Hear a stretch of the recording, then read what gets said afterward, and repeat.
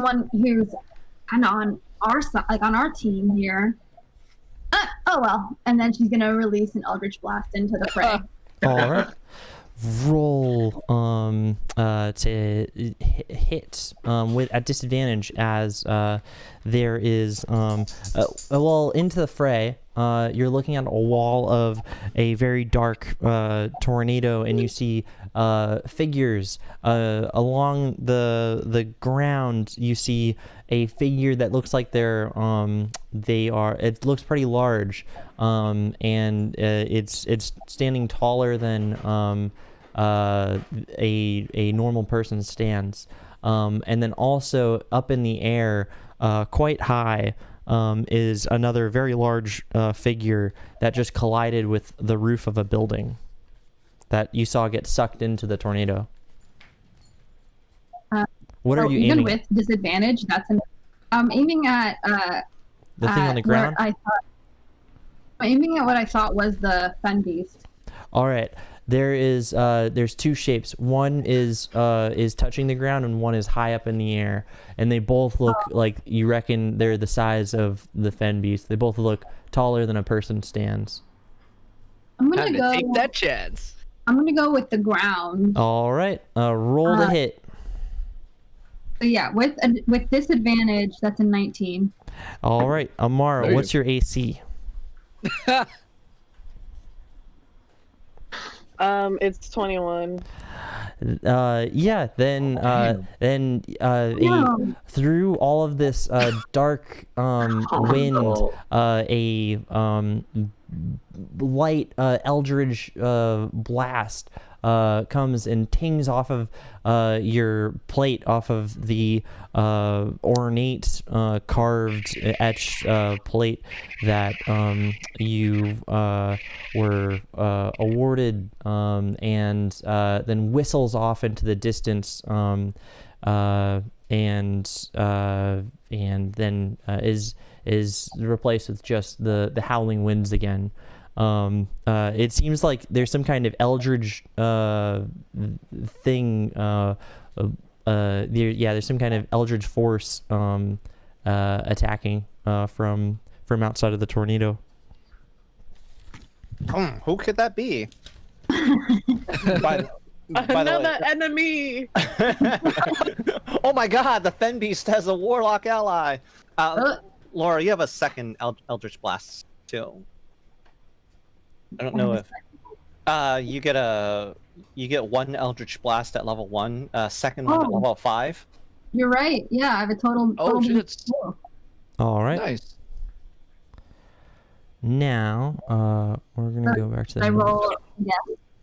Yeah. If you want to try to shoot again, yeah, you noticed that what happened with the first one. Yeah, you noticed that the first one didn't make purchase, and ricocheted and whistled off of the impenetrable nature of this figure that is standing taller than a person stands, and this shape in the shadow of the tornado. Amara is inclined to, if you want to, give a big holler as you've been shot at with Eldridge that you may recognize to be the same qualities that emanate from your traveling companion, Mai. Hey, watch where you're aiming out there. That almost dinged me real good. Sorry.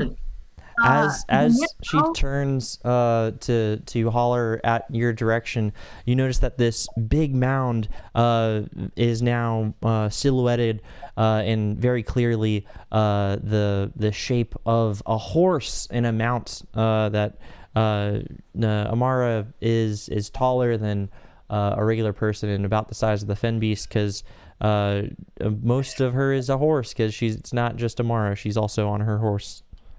Sorry, Beignet. My bad. No, hey. It calls out through the wind. That was an awesome beignet. Thank you. He has a lot of gills. I'll second team. What was But that? I'll aim for the other large. I'm gonna aim the second beam towards the other large object I see. Yes. All right. Roll to hit. Also with this amount. Me and I gotta do roll 20. That's a 15. Yes, that hits. It wings it. And roll damage. Whoops. 8 points of damage. Yeah. First All right. damage. You boom. We have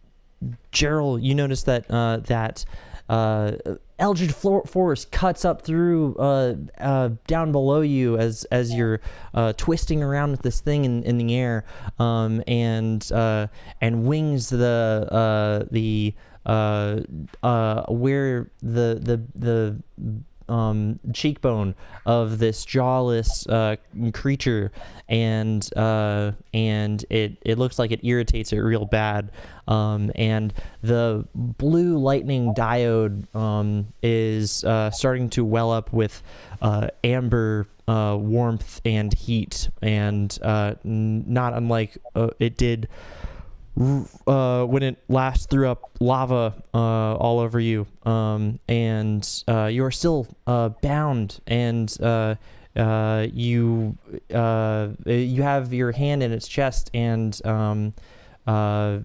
you feel that there is some kind of beating amalgamation of roots and earth in your hand. Just a normal day. Yes. Well, for my bonus action, I'm gonna take like a couple steps back away from this tornado, like 15 or 20 feet back if I can. All right. Like, not be as close as possible to it. All right. And that puts us at. Got to go to. I got a 6. And that was the last person in the initiative, other than Rizel, also got a 6. Mine had a 21. Oh, mine had a 21. Okay. Bum. Why does it say 9? Why does it say 6? What's going on? I'm gonna. Oh, mine got 21. I was just scrolling back up on the. Yeah, I think I remember I got a really low roll last time. Oh, mine was for the deck save. Yeah, mine got 21. Yeah. Berzuk got 17. I got it right here. I know what I'm talking about, kind of. I just take a second. So, Berzuk, it is. What are you doing?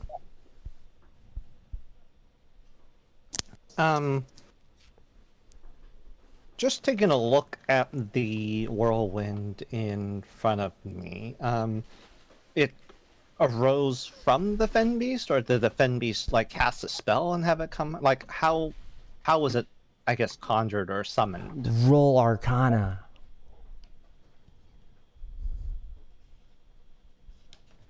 Give me 1 sec to hook up to roll 20 and pull up my character sheet.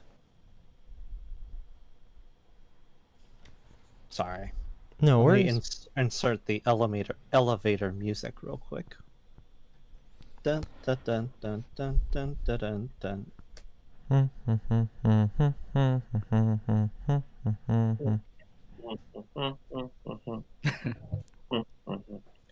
As she walks on by. As Berzuk is squinting at this tornado, trying to assess it, and then trying to pull through There it is. Berzuk's It's, notes that are 15 flying more Arcana. air all over. He assesses that this is some kind of crazy anomaly of some kind. Yeah, some kind of potent magical crux of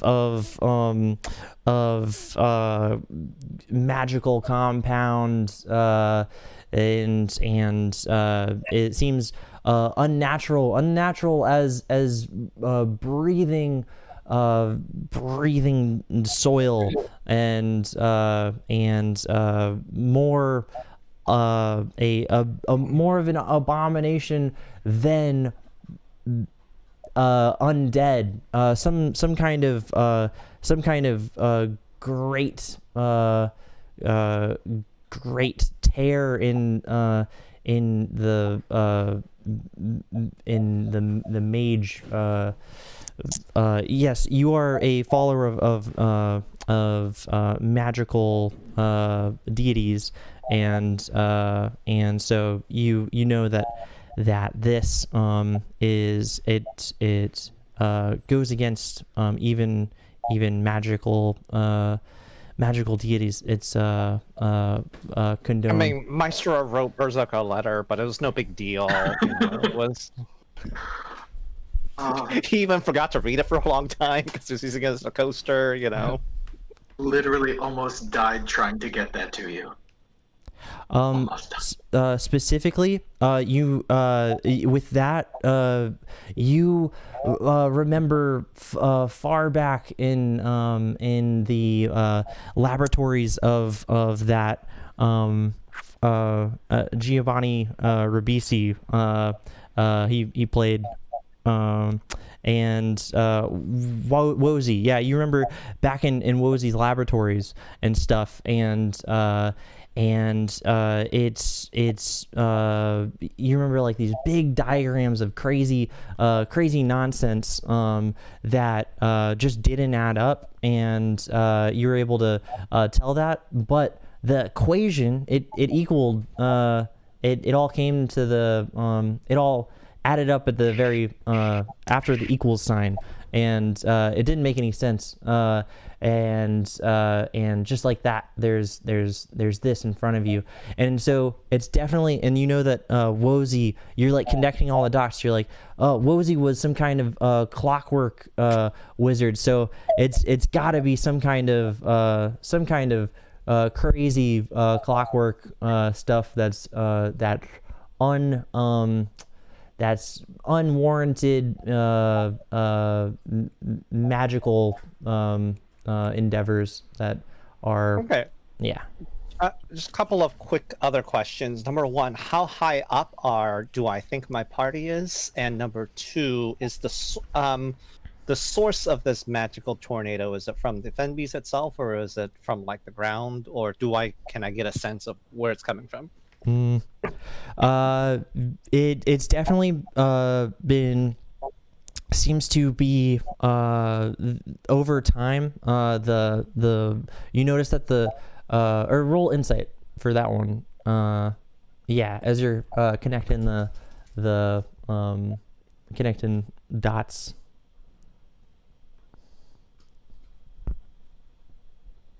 Yikes. He's really smart. Just not very wise. Well, I don't have roll 20 up. 1 second. I got to click on. That's not Wednesday. Dirty one. Sorry, a dirty one. Oh, a dirty one. I thought you said 31. Oh, yeah. You're like this is some weather we're having here as the tornado expands. Let me grab. Hey, no problem. First excited, figured out. Roll 20. Enter.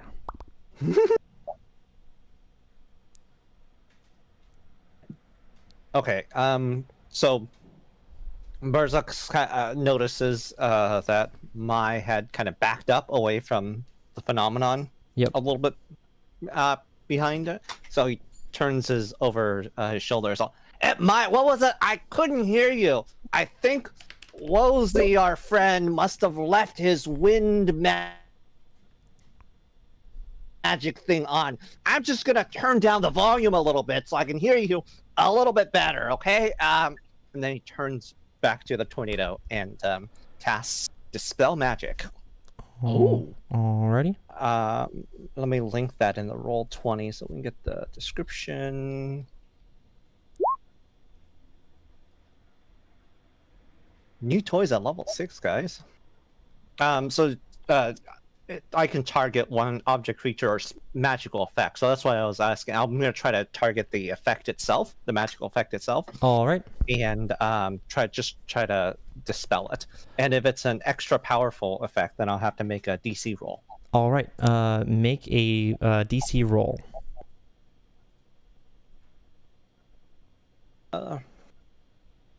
14.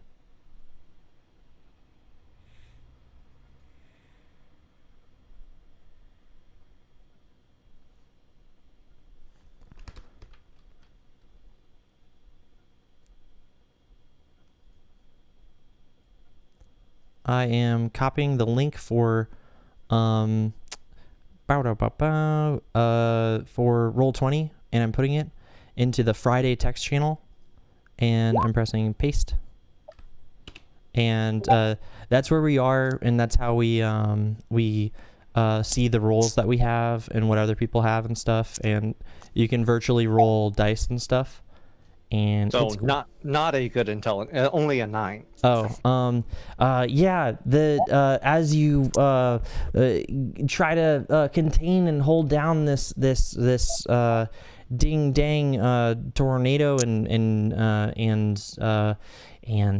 quell it, it raptures against the powers of your will and magic, and it blasts back 20 feet, consuming you into the whirlwinds, and roll or I guess roll con, or is it con? Dexterity. Roll dex.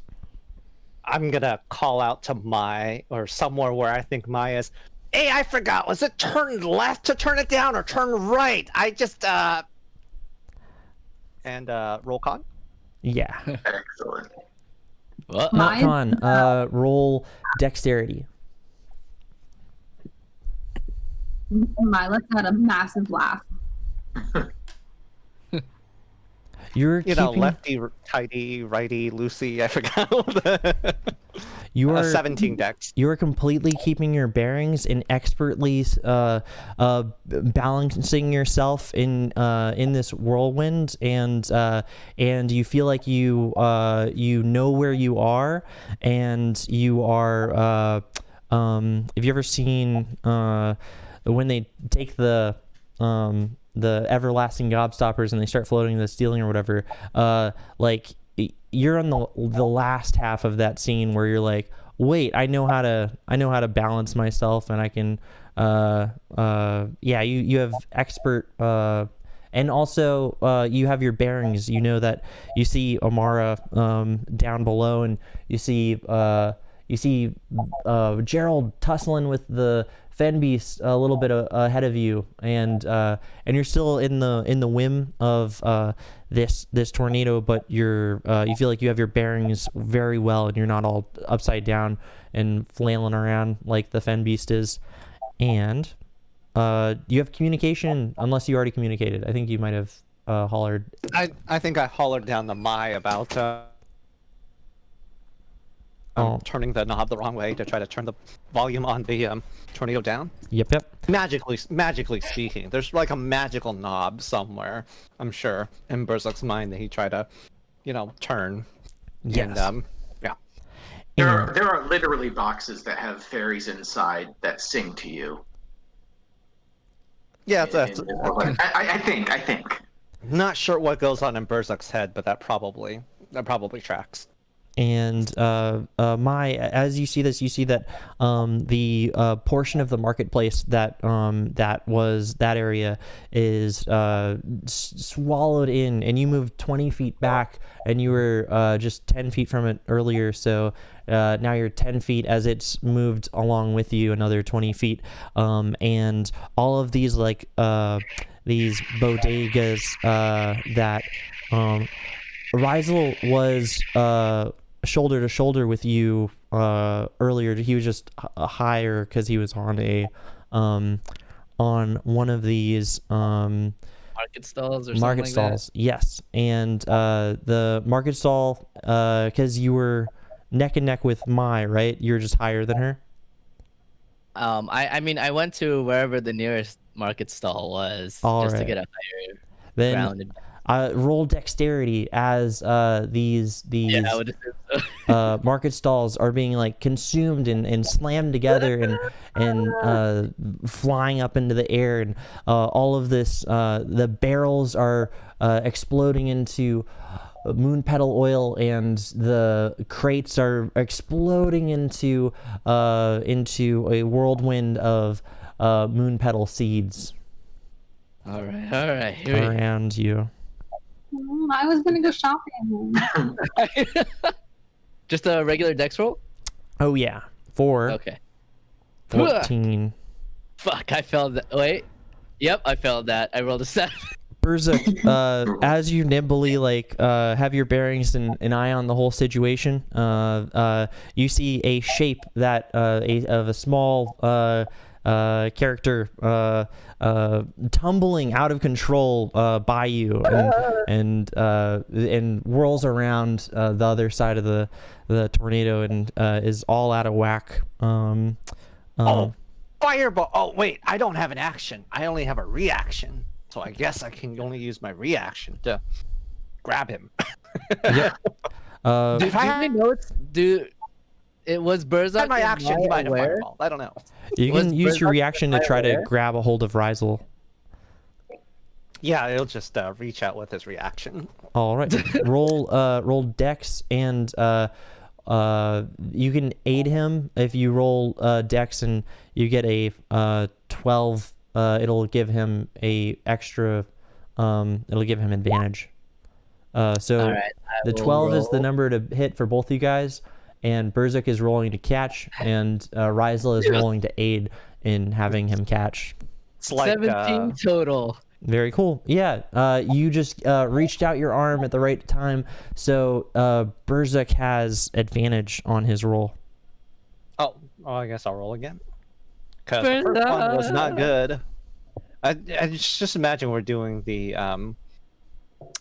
it's like a trapeze act, you know. Yeah. I'm like holding on to that Jesus. stall for dear life. Hey guys, God, no. advantage doesn't work. Oh no. We still. Berzak, reach out your hand. Oh shit, never mind. And Remind me not to try out for Cirque du Soleil.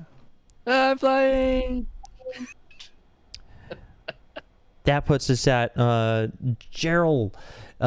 You are face to face with this creature with the diode that's now blinking out and being the blinking of the electricity, the blue and purple of the electricity is being completely overshadowed by the swelling amber and red light that's filling this jawless ceramic skull with what seems to be magma as it's looming over you. You are bound with your hand in its chest, and you're the beating the heart of this thing is you can feel the warmth as the amber light swells in its skull. What's Gerald doing as you guys are tumbling with roof debris and moonpetal oil splashes against you guys, and also a barrage of moonpetal seeds? Well, in his head, Gerald says, all right, so I could maybe cast Druidcraft and make it like a flower bracelet and make it think that we're friends. Or perhaps I could sneak away. What am I talking about? And he just punches it twice in the head, like right in the crystal. All right. Because he's a monk. So his magical fists go at it. One is a natural 19 and the other is a natural 2. 19. So a 26 and a 9. 2. The 19 hits. So, yeah, I am glad that it hits. So that's 5 points of magical fist damage. All right. And I would like you to make a Constitution save. All right. DC 14. It's going to roll con. It got 15 con. Dag nabbit. So that stunning strike didn't work. Yes. So with your unbound hand, you punch it in the face, and it cracks a bit of the ceramic. You can feel the heat of the ceramic, and it's getting red hot as it's starting to boil over with lava immediately close to you, and with your one hand you punch it. With your hand that's bound inside of its chest, you feel the swelling of its heart against your palm. What's Gerald doing? He's going to toss out a flurry of blows. All right. So one is 24 and the other is 17. 24, 17. Both of those hit. Yeah. Perfect. You're wailing on it from all angles. You're flurrying of blow. You're with your free hand. You're knocking it around from the left and cracking up the skull really bad. And you even puncture and it starts. A blowback happens. All the pressure that was building up from the magma building up with a new release valve open in the back of this thing's skull. Magma erupts out of the skull as you both are tumbling through the tornado, and it's like a soda pop can that's been popped and is spewing soda and all different directions as it's thrown through the air, but it's magma. Everybody below roll dexterity to avoid this loose magma. Oh. And with the flurry of blows, what was the damage? So the damage for that was 8 on the first one and 6 on the second one, so it's a 14 total. Yep. Still magical, still bludgeoning. Yep. And I also need him to make 2 strength saving throws, which will probably be fine. But this is Gerald trying to push it away 15 feet with the open hand technique. All right. Push away 15 feet. Yes. You open hand. Roll your attack, right? Or wait, no. What's the mechanics? It is a strength saving throw, DC 14. Okay, strength saving throw, DC 14. It fails. And it gets pushed up. With your you've just wrapped it on the head with your free hand, and with the hand that's inside of its chest, you against its heart, you Uma Thurman palm push it and collapsing collapsing its heart, and shoving it it's away, and possibly as it slides off and you guys disconnect and you're both tossed from each other wildly. It's very clear you see that this thing has you've defeated it as your hand leaves its chest. You see this black diode of complex organic tree-like roots of a anthropomorphic heart collapse in front of you, and it's this pale root that as it collapses, it folds it within itself, and it's this blackness, blacker than you've ever seen night or the darkest caves that you've dwelled in, even the lowest parts of Musum. It's and in there you from the howling winds of this tornado are roaring in leaking inside of there, and along with it, you feel, even though you've pushed away this creature, its heart is gravitating you towards it, and it's this tornado is like being funneled and sunk inside of there. Amara rolls missed the and who else? Oh no. God, you guys rolled terribly. Yeah, I know.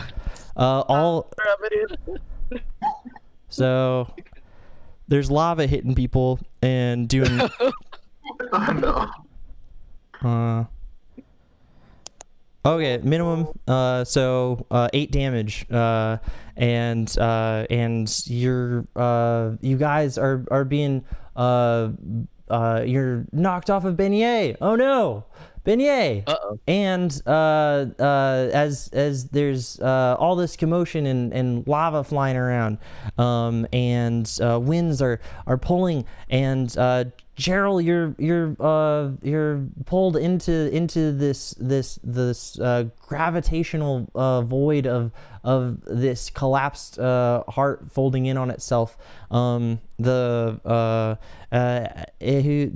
Rysel was widely flinging around, and he's caught in there too, and I'm dying. so is Amara lifting up and away in this tornado, and away from Beignet. Oh no.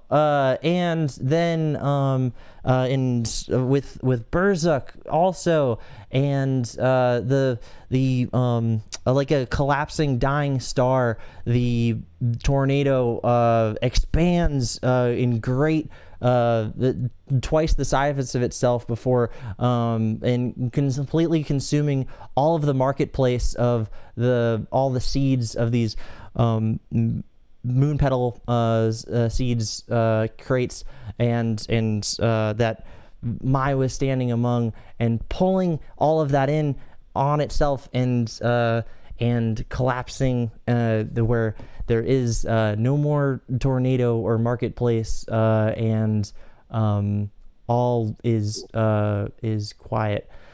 That brings us to it is On the bright side, Berzuk made his concentration save, so Amara, you still have haste. Yay! now Jason. He had to take off. Oh, he left? Yeah. Yeah, he just posted that he had a headache and was dropping out. Oh Like, no. 3 minutes ago. Oh no. Okay. Oh no. Okay. Well,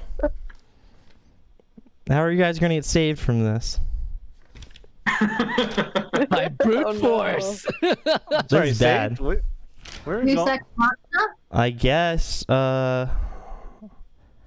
guess you guys don't get saved from this. Okay. We Alright, I'll got roll a new this. character. This is See you next week. This is We are the shit. What's our name again? The Children of flaming Hobbs? something. Children of The Hobbs. Children of Hobbs.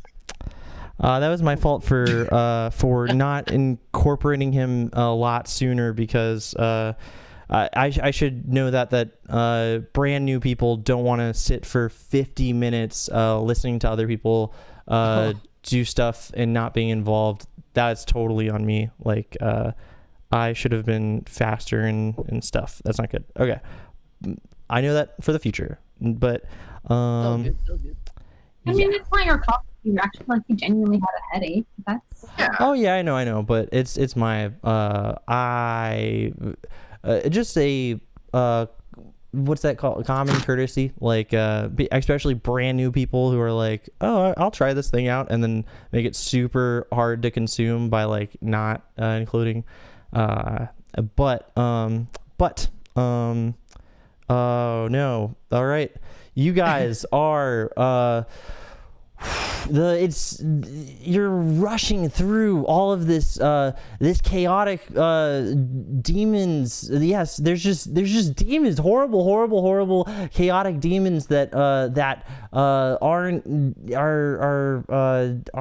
truly visages. They look impossibly old and in shapes that are incomprehensible. You're flying through a network of land that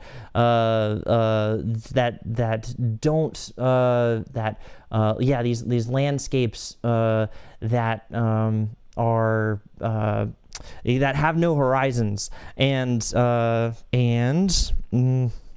you are there any fish to talk to? Roll survival as you search for a fish in this horizonless land where anytime that you skate, you're blasting with all the winds of the tornado rushing in one direction now. Just inwards. It's like you're getting it's like gravity. It's like lots and lots of gravities pulling you faster and faster, closer and closer into a single point. What'd you roll for that? 8. It's tough to make out. There's something that looks like an angler fish, but then you notice that it's some kind of orangutanal creature, and it looks very angry and not paying you mind as it tackles another demon and eats its bones, and you fly past that,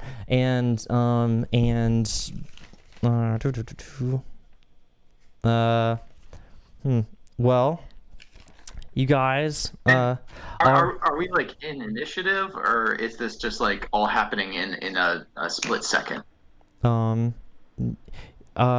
This is all happening in it's like a split second. It's pretty much Cool. It's just supposed to be roll it's still initiative. What do we got here?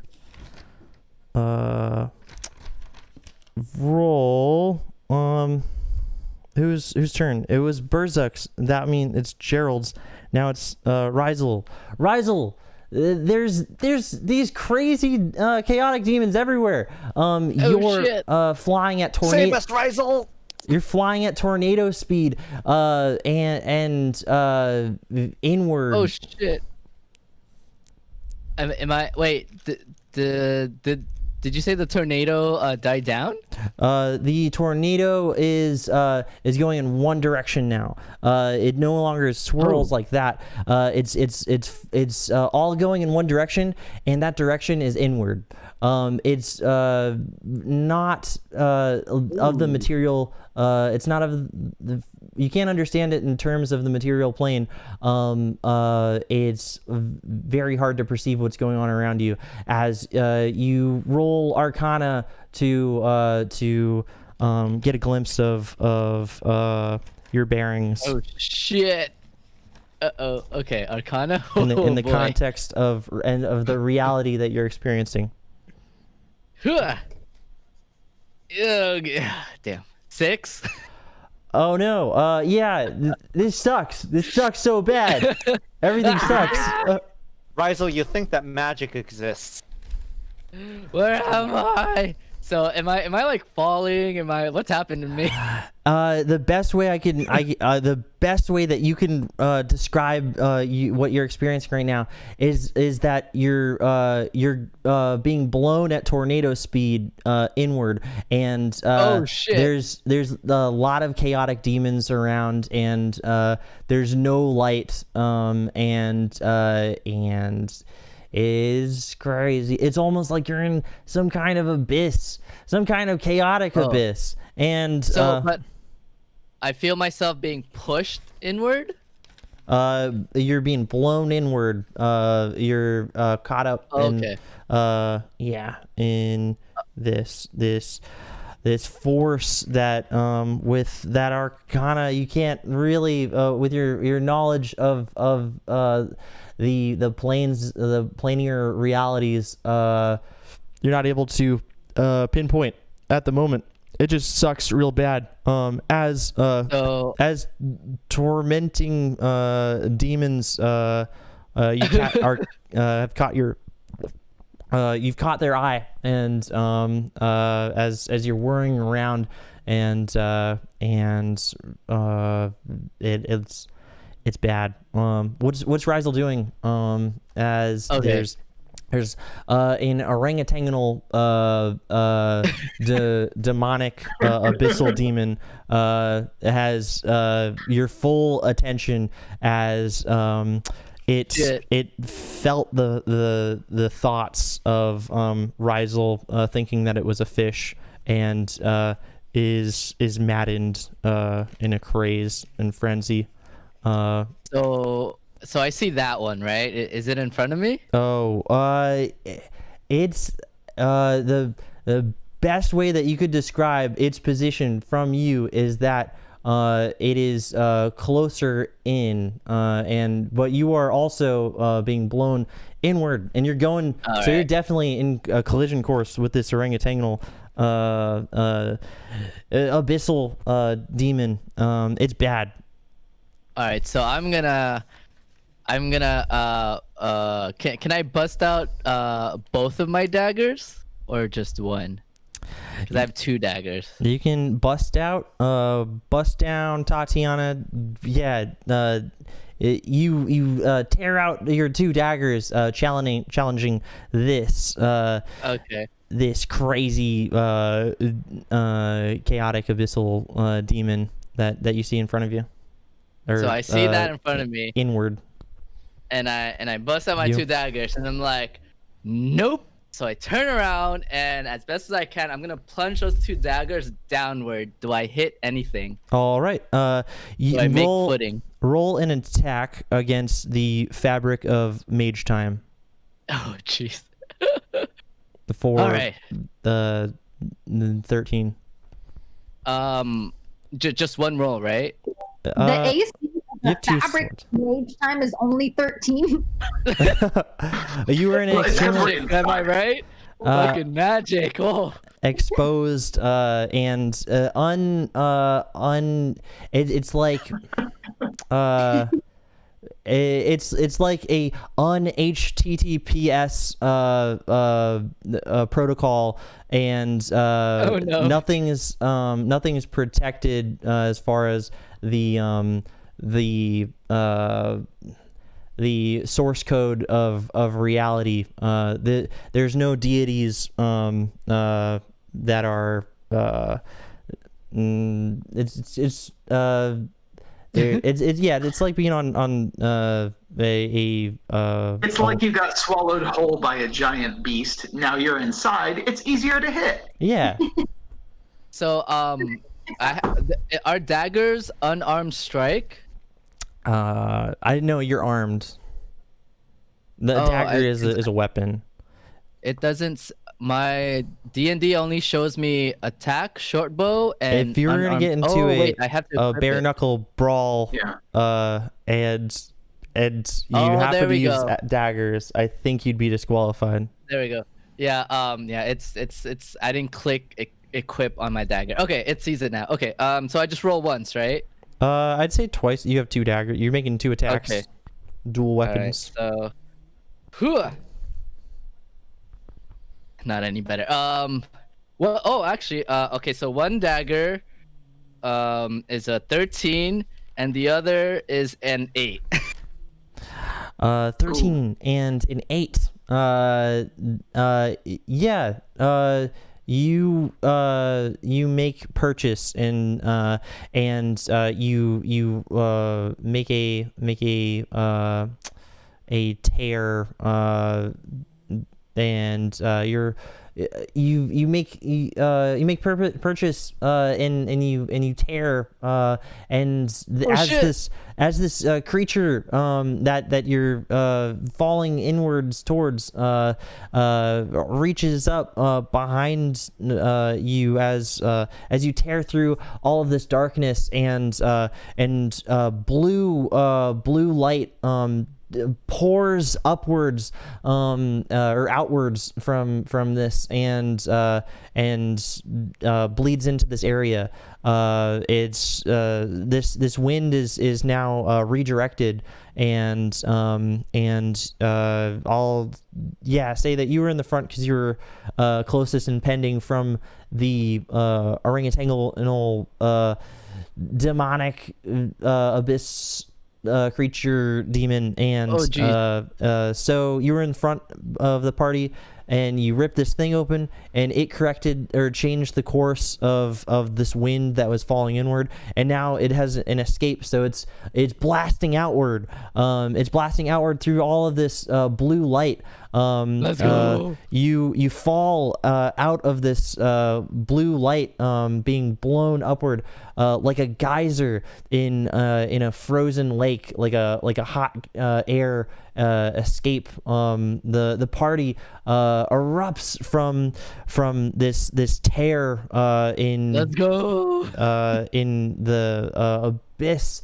And there's just all of this wind blowing out of it, and Oh shit, am I falling?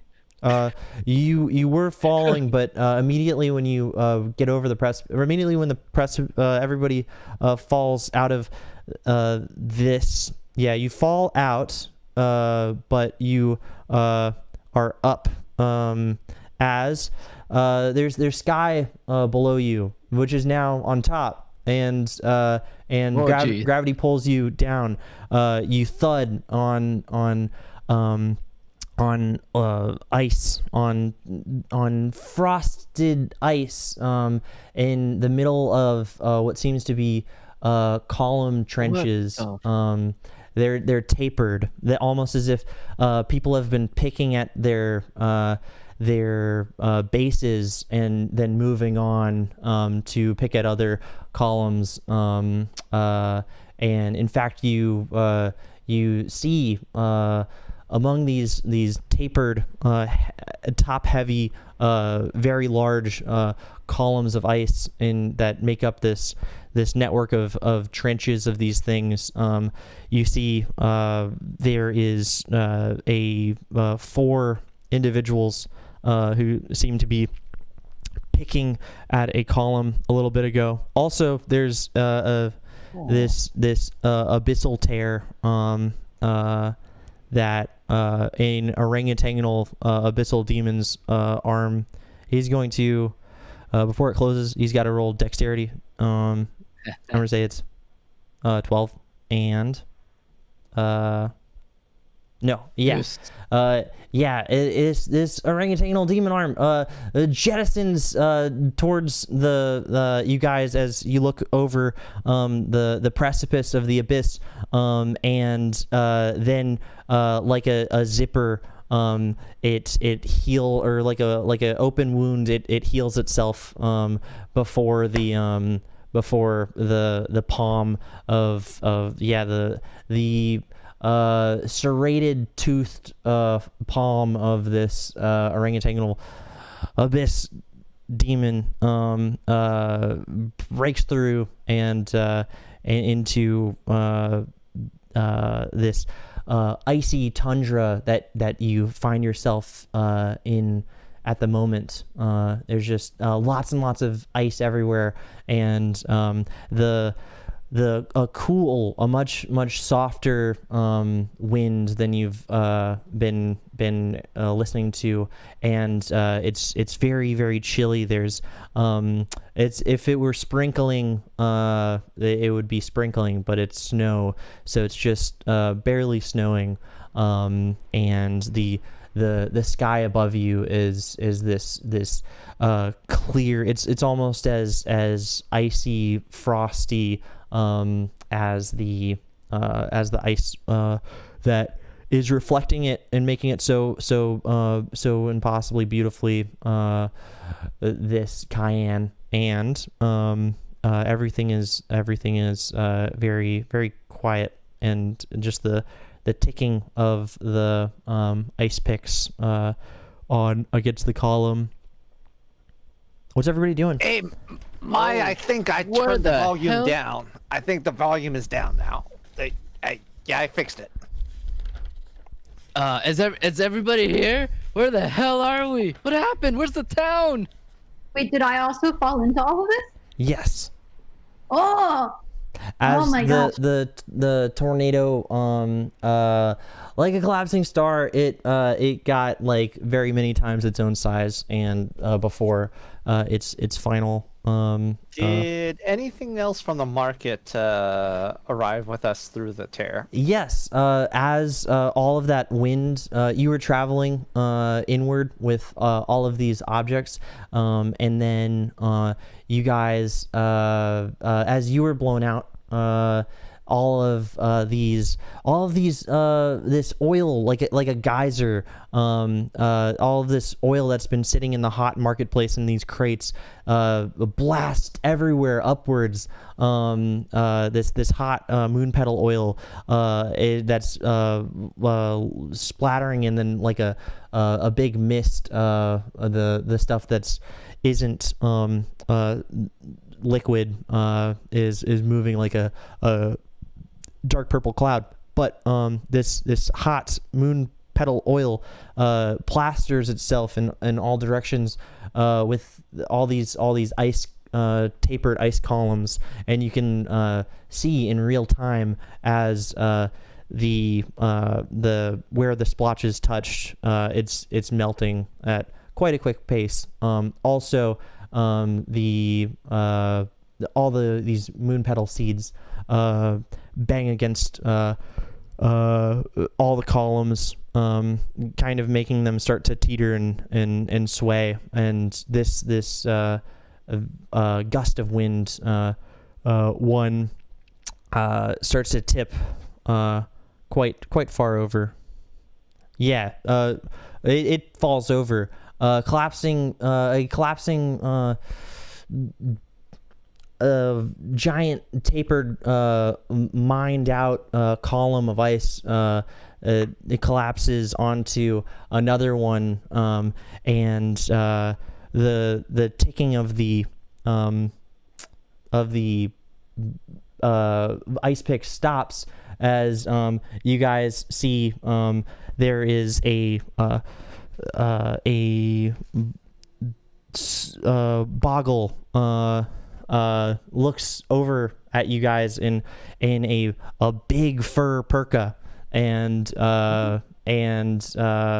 he's he points and motions to the other two, and they both quickly gather some of their things and hop on these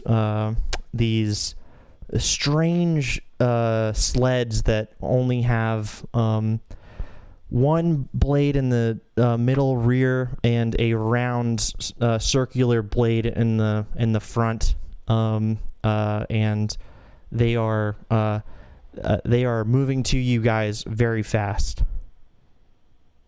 What are you guys doing? I re-equipped my short bow just in case, Alrighty. and I just immediately look around to see if all my party members are here. Yes. You You see make everybody. you make eye contact in this order: Amara, then Burzak, and then Cheryl, and then Mai. Cool. Does anybody respond to this? Guys, I'm so sorry. I thought that I had a really good plan going in and punching the beast in the face, but it was not a good plan. Wait. This is 100% my fault, and I feel very silly. Well, we were gonna attack all of it anyway. We didn't know that, this No, it something. seems like you guys knew it. Like, Bergek said, like, didn't respond to the Operation B, and Mai didn't want to shoot it with Eldritch Blast. So, like, you guys. Mai takes out her daggers. Guys, wait. Those guys don't look. They're not on our side, right? I can't tell. Those are hostile people coming towards us, right? Oh, Boggles? No, Boggles are fine. We just came from a village of them. Why do they have those strange contraptions, though? oh. Can I well, insight the Boggles approaching us to see if there are? Yeah, roll they're insight. hostile. Roll insight. There's other two in there's one in a very pale Perka, and then another one in a dark Perka, and the one in front that's gaining that pointed at you guys and seemed to lead the other ones to head towards you guys is in a blood orange Perka. We are Very stylish. yeah, you're like, these guys are coming. You notice that that the front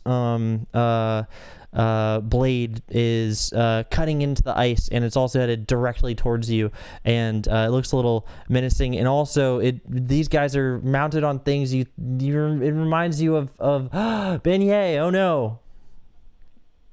I wave. I wave a friendly wave. Oh, hey guy.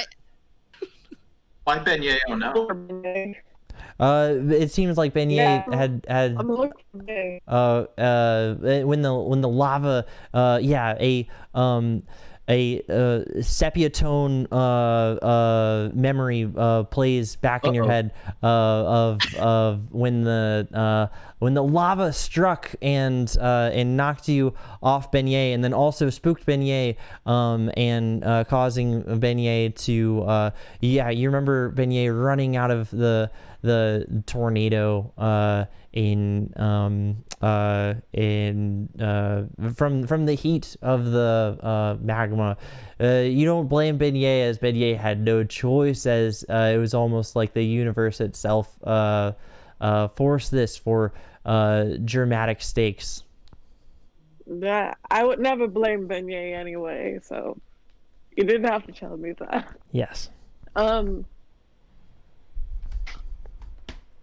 Daryl's gonna just kneel down in sadness, not seeing Beignet, and touch the ground, and then a slightly green glow is gonna surround him as some of his wounds seem to heal a little bit.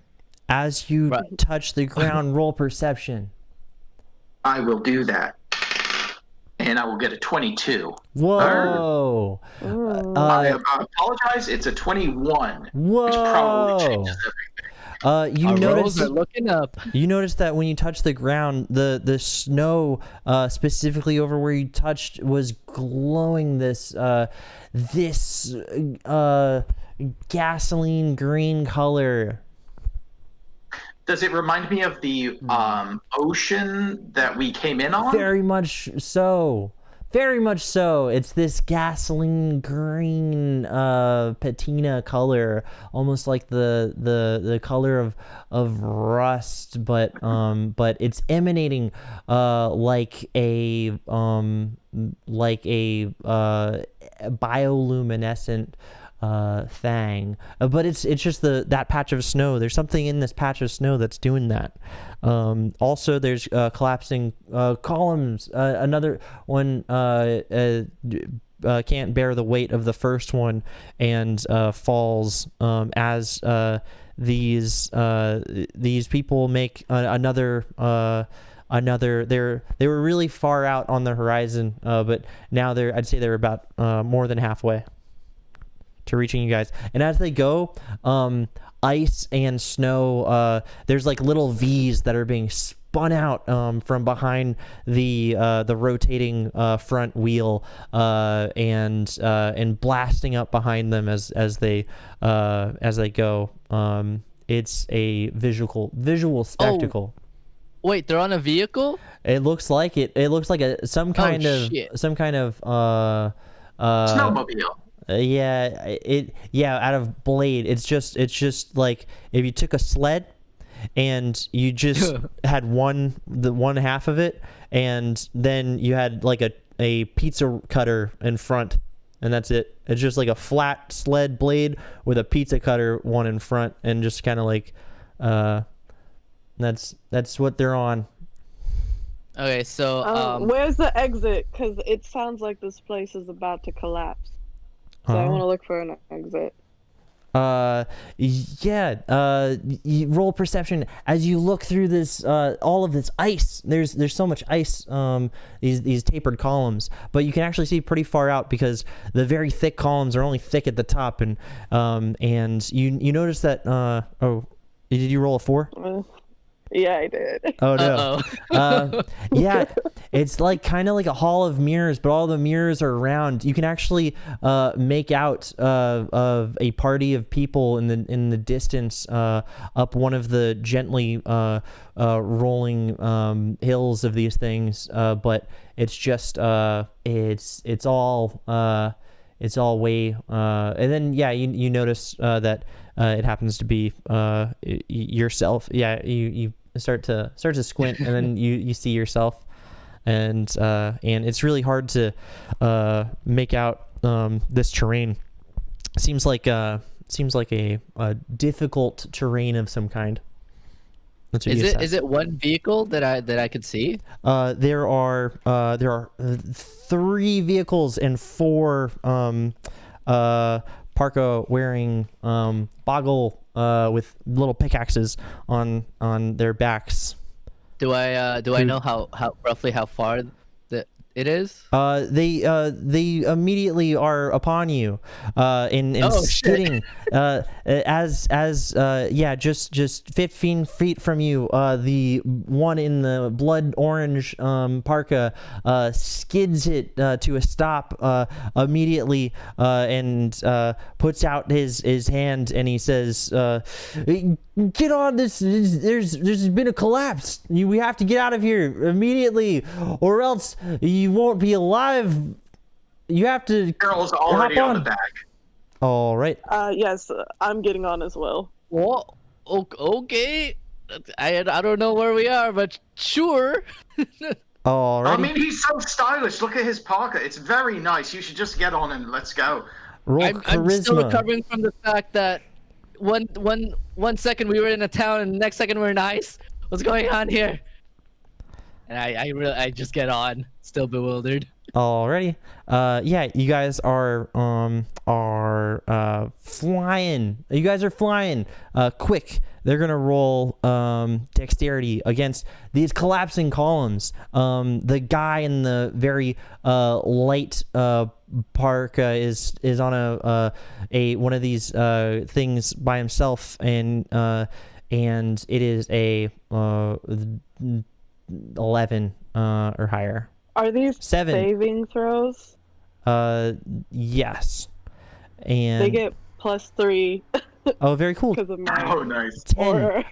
This It's guy. also too bad that Mai and Bergic didn't get on. It's really sad. We left them behind. We're just sitting in the ice by ourselves, like, hey, where did we go? This is weird. Did you just see a vehicle come by and then just leave with our friends? Oh, wow. How you doing, Mai? Wrong word for what I consider you all.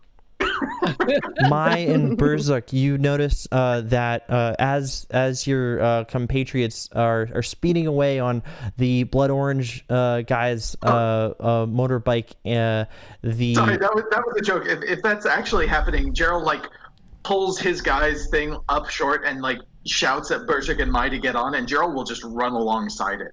all right, and roll perception. 11.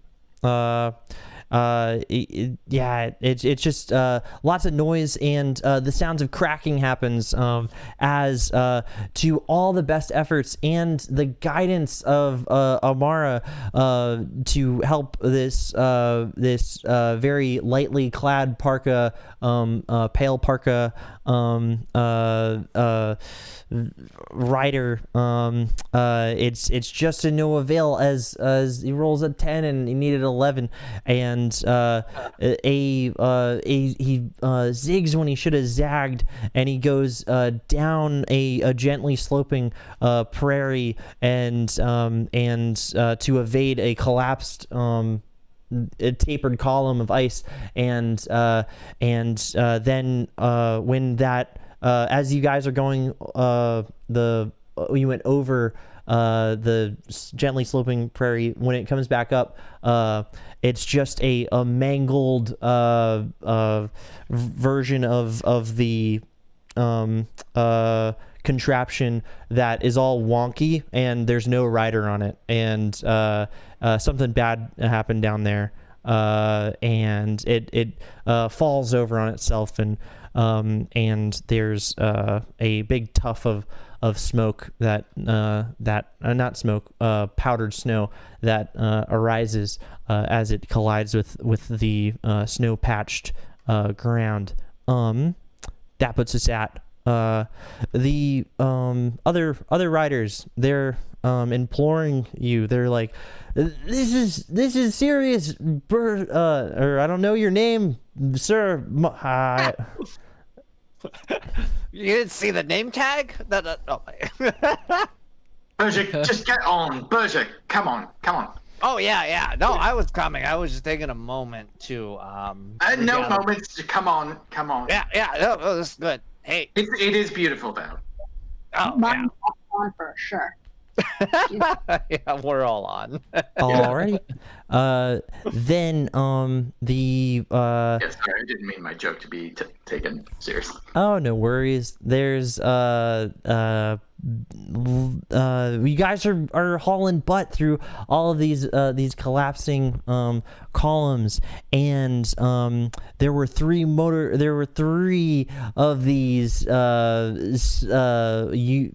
sled cycles, and you guys are down to two. The ones with the dark parkas on, and and then the one with the blood orange parka on, and they're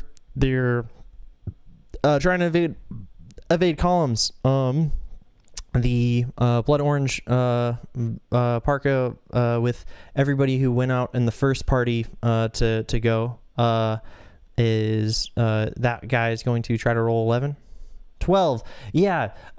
There's a column that's already collapsed onto one that it wasn't collapsed, and it's starting to slip, and the bottom totally gave out and is pinching a corridor that that everybody on the blood orange parka he does this maneuver that slides the blades out off of the side and at this weird angle of this collapsing two columns, and just makes it in time before this wall of tapered column ice crunches and cracks behind you guys as you zoom past, and everybody on the last bit, there is a very crowded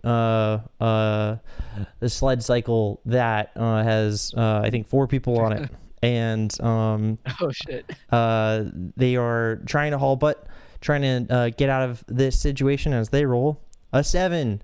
There's so many people on it that it's just too much, and you guys are trapped. They has to when the thing closed only the blood orange rider made it through with everybody who was on that one, and but the one with the dark parkas, too many people were on. It's just was too slow and took a while to get out, and is trapped. You guys are trapped behind columns of ice. Everybody who was late to hop on, that's I think Berserk and Mai. What are you guys doing? As there's it's like a one of those unfurling fans, but it's of ice columns as they're starting to collapse. Like they went like that in one, and all these ones are starting to bend and contort. In closing, you guys, there's the bright blue sunlight is getting very dim, a very thick dim blue as it's shrinking but getting wider out as if it's the canopy of a teepee and a cone of ice columns. So Mai is with me, right? Mai is with you, along with two Boggle in dark parkas, and one's like, this is tough cookies. How far away is it? The ice is you're in the center of a large cone of collapsing columns. I'd say the diameter of the cone is the radius is 50 feet. But then how tall is the opening on the top? If we can get out from the opening at the top, right? Yes, that is 30 feet up. Wow, 30 feet. Hey, Almost. Mai. Yep. I look at I can just go, yeah, let's go. Yeah, let's hey, our Boggle friends, I feel really bad. But it's kind of a one-way thing. Best of luck. All right, Mai, let's I think we both misty stepped. Wait. He quickly puts this emanating column cylinder that's so cold, and he's like, get this to the whiz. And as you Mai's misty stepping up and away. Mai, which direction did you misty step? On the other side of the ice or on the top of the column? On top of the column, it's 30 feet up. And All right. Yeah, I think we were both trying to get out from the top, right? Yep. You guys are now on the top of a still moving column, but it's moving a lot. Your roll dexterity as you're on the top of a collapsing column, but you see the precipice and behind you, you see the shrinking light of these two Boggle that they're gonna roll Constitution 16. One is pretty calm. Yeah, the other one, they give each other a very firm handshake and nod, and one lays back on the sled cycle and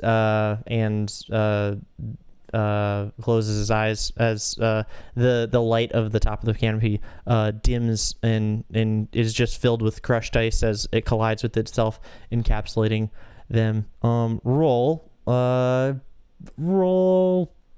Yeah, you already rolled. What did you roll? 5 for dexterity. You guys, everybody on the blood orange cycle, you see that you look behind you and you see Mai and you see Mai at the top of this cone of ice that's falling into a mound, and then you see halfway down Berzuk as bludgeoning damage. 3. Oh, no. He's tucking and rolling and doing all the proper precautions that you're supposed to do. And he makes it down to the top. And what did Mai get for dexterity?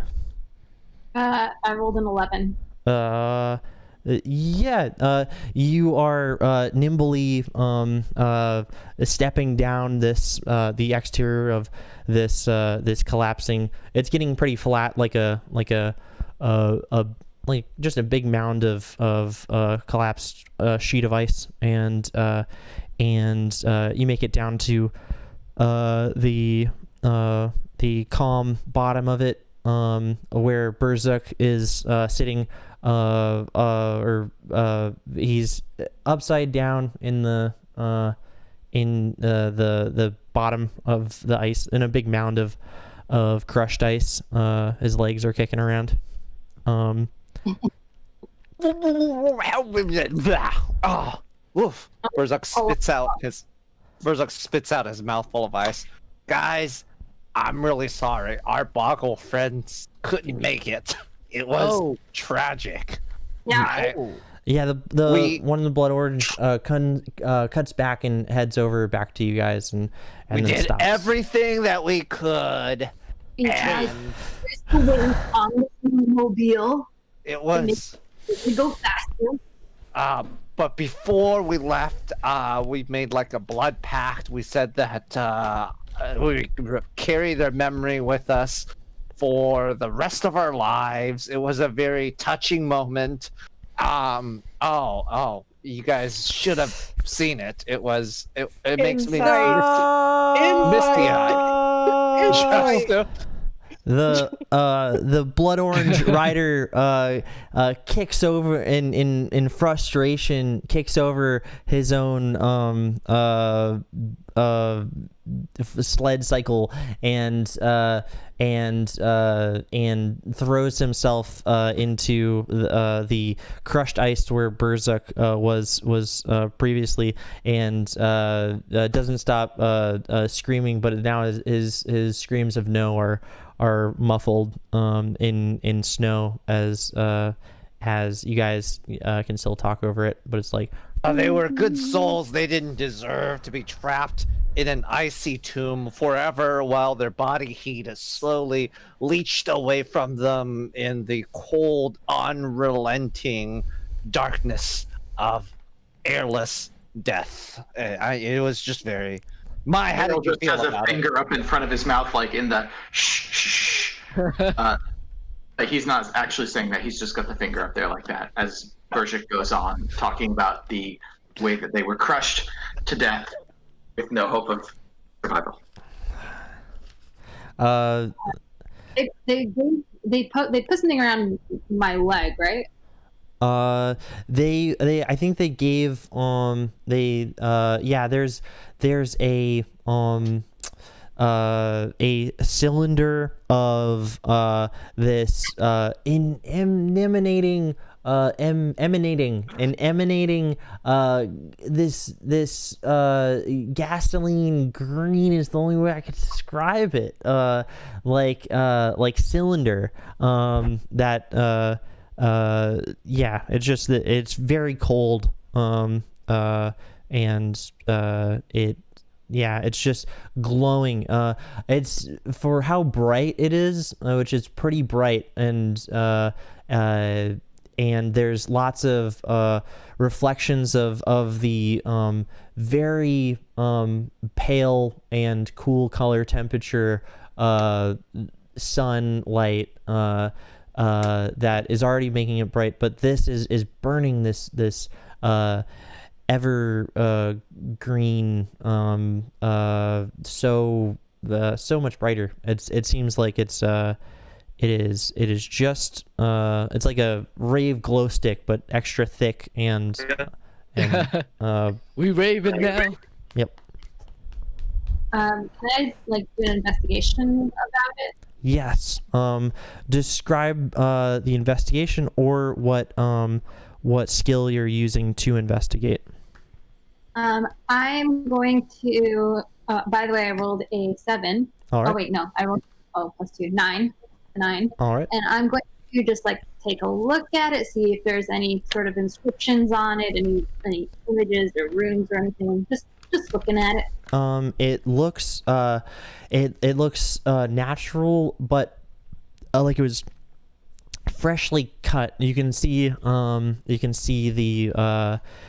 markings from what you expect presume is some kind of tool that extracts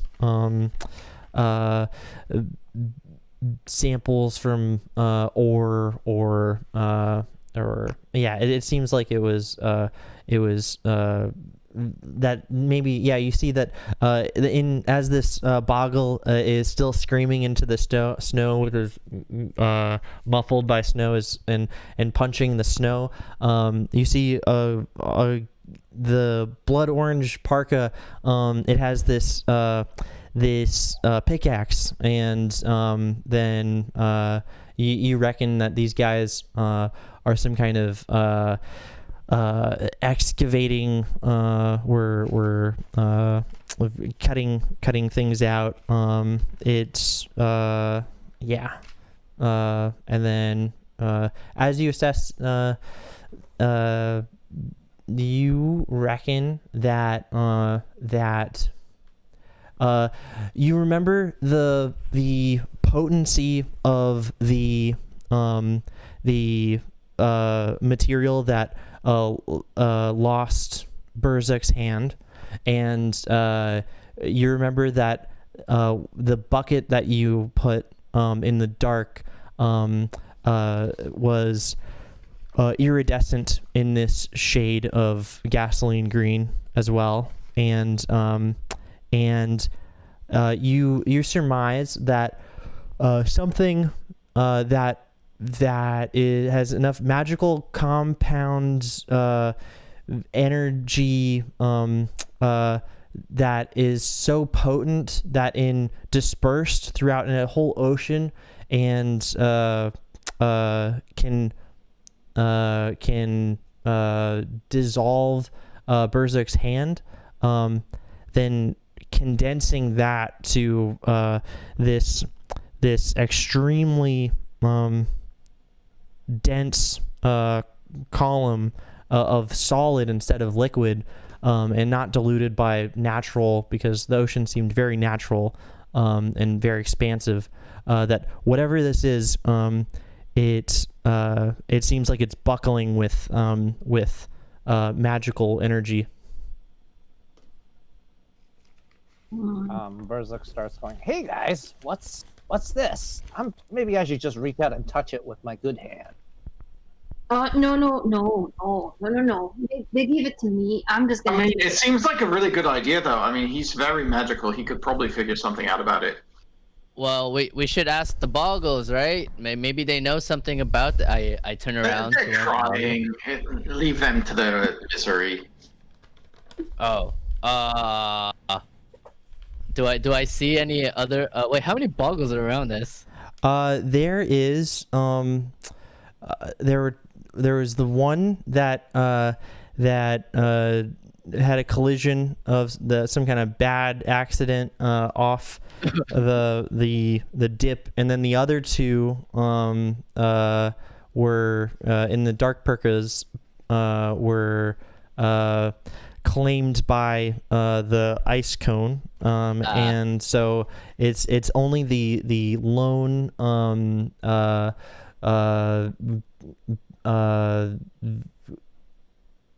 Boggle with that is who has run out of energy from screaming and punching into the ice shards, and is now just completely still, and you can still see breathing as the back of the blood or orange Perka, the word Canada is on this down blood orange jacket. Perka is rising and falling as they're quiet now, but seem to just be quite still and hyperventilating. Okay.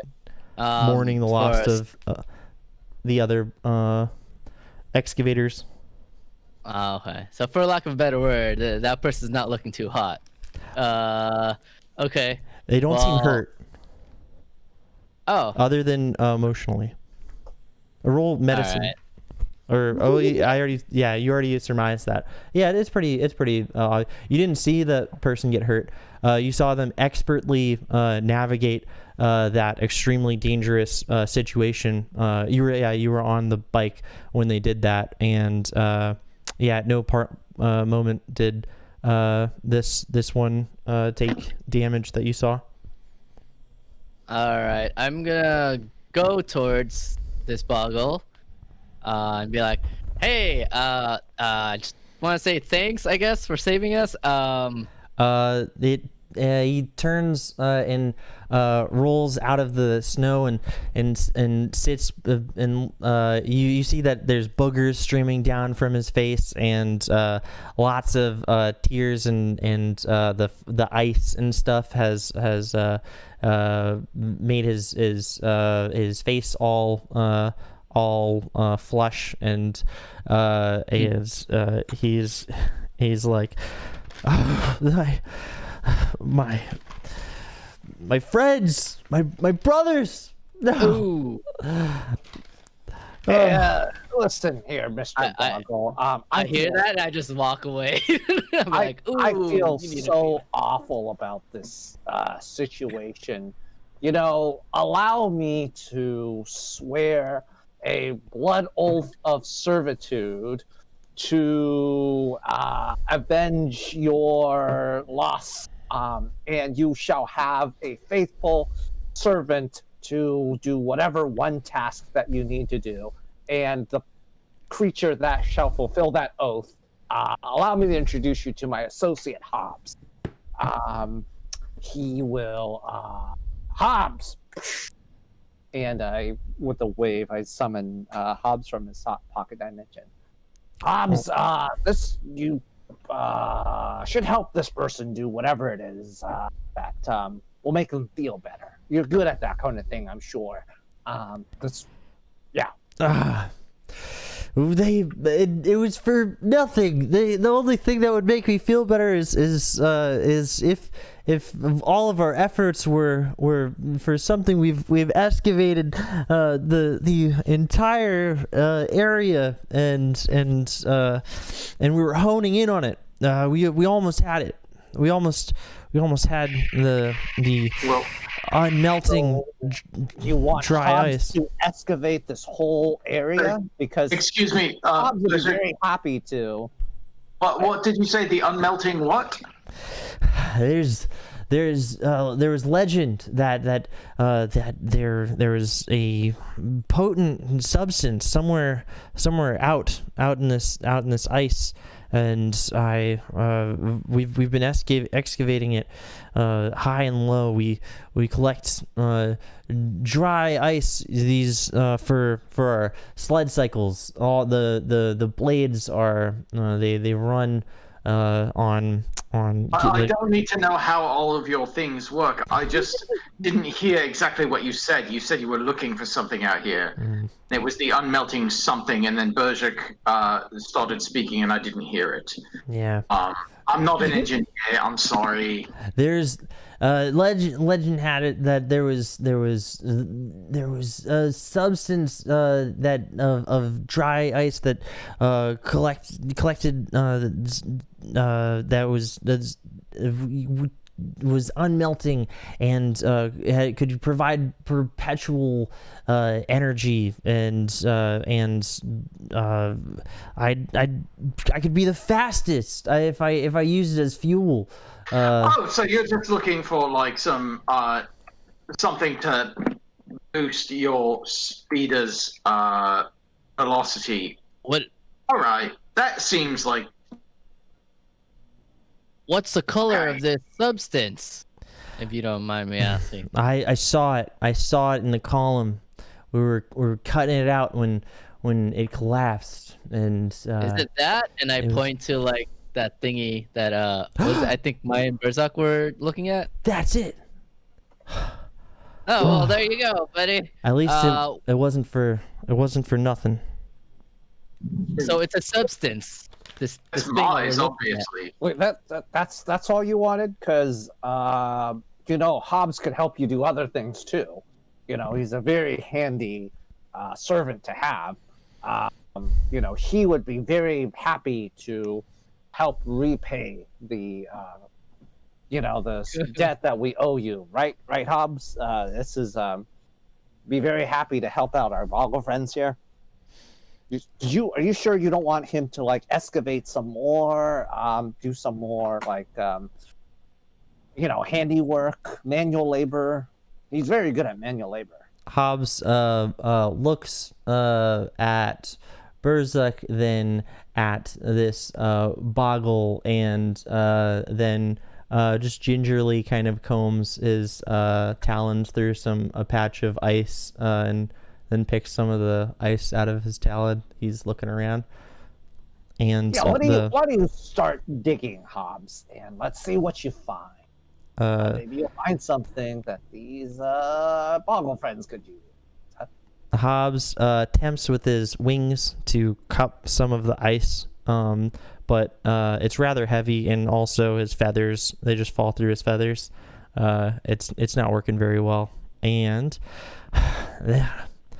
no, it's not for nothing. They lived. We all live for the speed of the cold winds on our face when they're and they'll live on. They'll be able to live on happy with if it were me back there, I know I would smile down upon them as if my life got to gain them the speed that they need.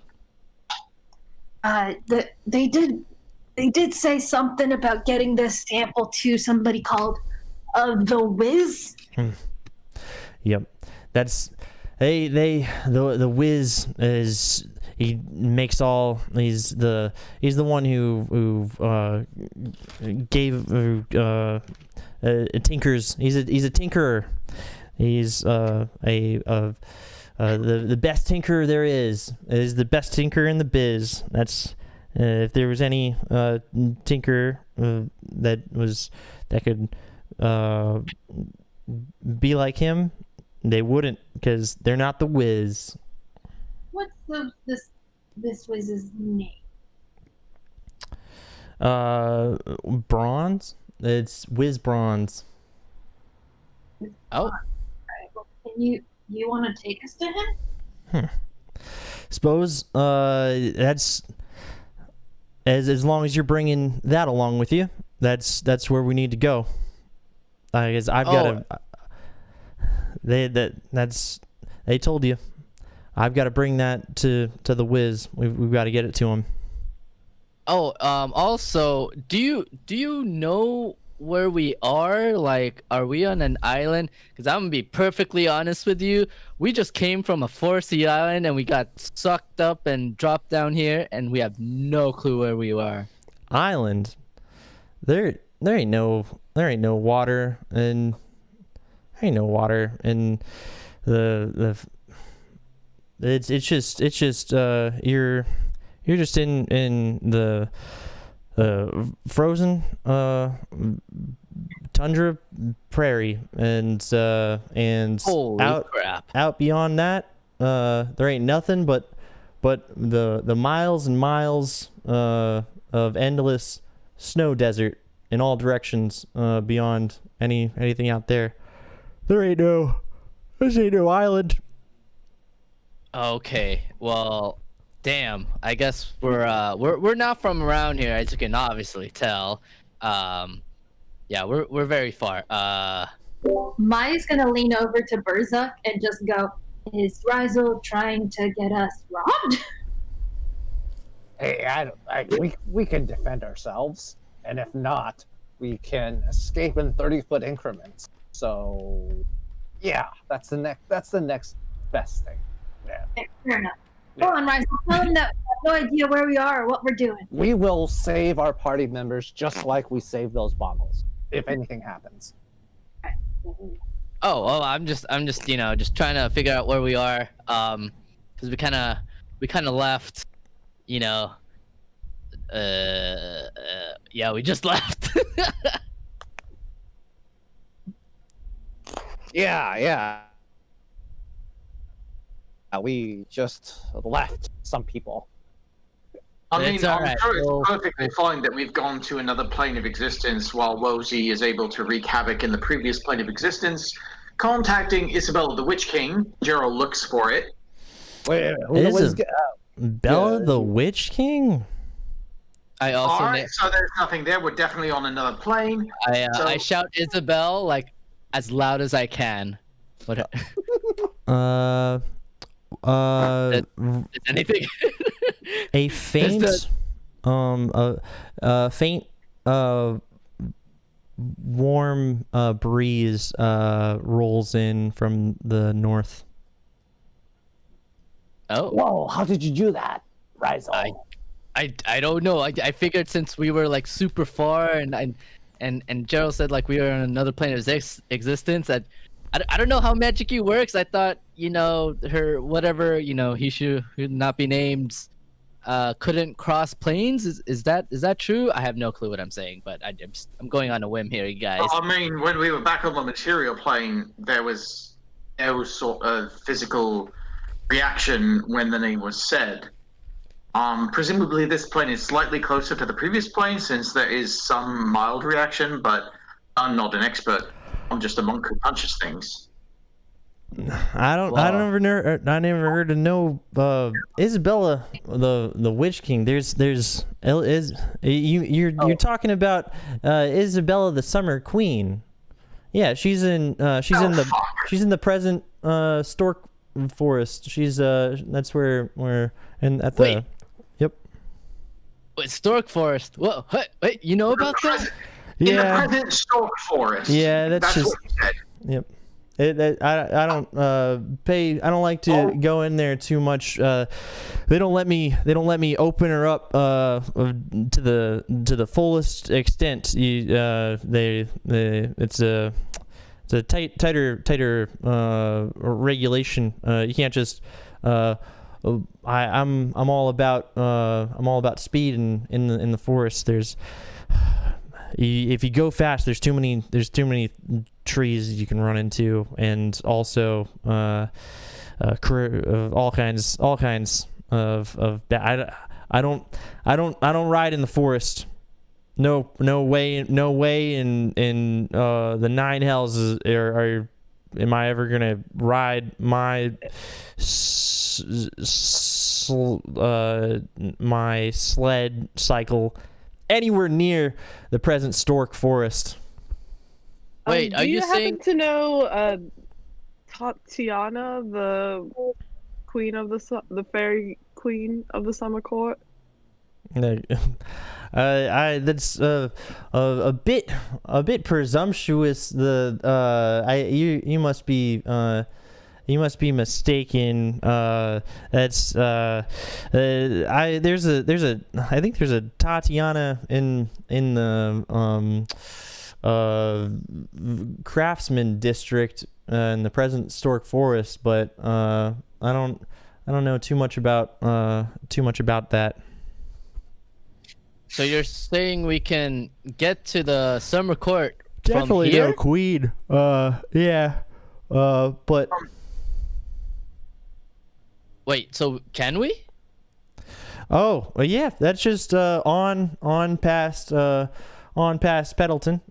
Just further up north. After we get out of this tundra, after we get out of the tundra here, I gotta bring this back to the Wiz's lab in Petalton. Oh. Okay, so I mean, this might sound crazy to you, Boggleman, and it's definitely crazy to me, but we were kind of near there, and somehow we ended up all the way down south here. Well, not that far, right? I mean, Like, yeah. So it's not far. As our Still in the travels, same plane. that's a small town. I've you know how small our town is. If you ever been around that town, I know you. I haven't seen you guys, but my Wait, travels you said also you're took. from Peddleton, Oh. not Moonpetalton. I've never been to a Moonpetalton, but I'm. You've been to Peddleton. Yep, Peddleton. That's where I'm from. That's where my my gang. And you've never heard of Tatiana, the queen of the Sun Court. But you've heard of Craftsman Isabella. Tatiana. It There's- seems as if the hierarchy has shifted somewhat on this plane. Oh wait, guys, Now what- what plane are we on? I think we're in a parallel. Oh my god! This is Was that not clear from the abyssal demons that we saw on our way here? Yeah. I'm gonna just take a look around because that last time, whenever we invoked her name, then we were followed by like those Kenku. Yep. Thank you. Yeah. Roll investigation. Also, is Eric still with us? Or Goliath, or Cadillo, or Lilith? Yes. Oh really? Oh shit! 6 for investigation. Oh. The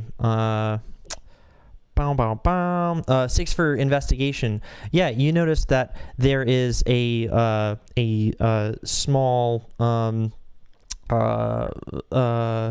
out of the snow that you guys are standing in, a small little sprout of a daisy blooms. Oh, look at that! What? That seems odd. Well, what is this doing? did you do? Sprouting. I didn't What know. happened? There's a It's- ding. It's the we're in the Feywild for sure. This is the bright blue skies and the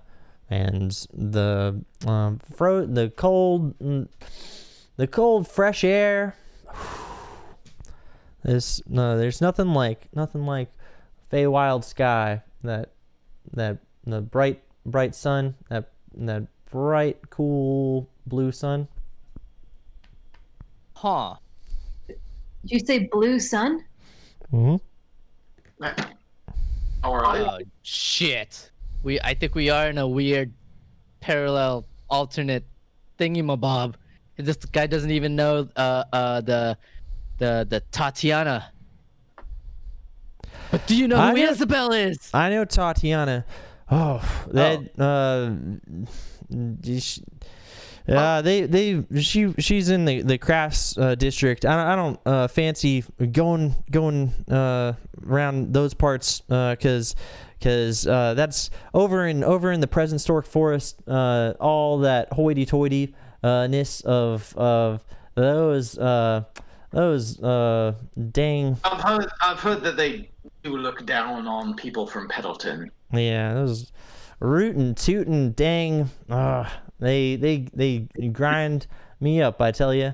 They grind your gears, don't they? Rootin' tootin', I can guarantee you, they're I go in there and I just want, all I want was a armchair, and they tried to say that it was gonna be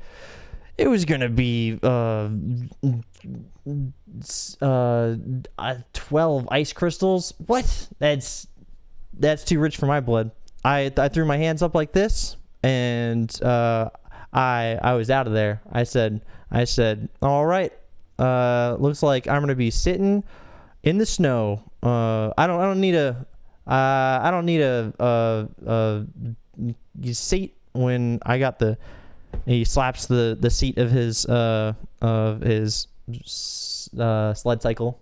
I've got the seat of this sled cycle is the only place I need to sit on the open Oh speed. my god, guys. Could you believe it? 12 ice crystals. That's a preposterous amount of currency with which we are familiar, right, guys?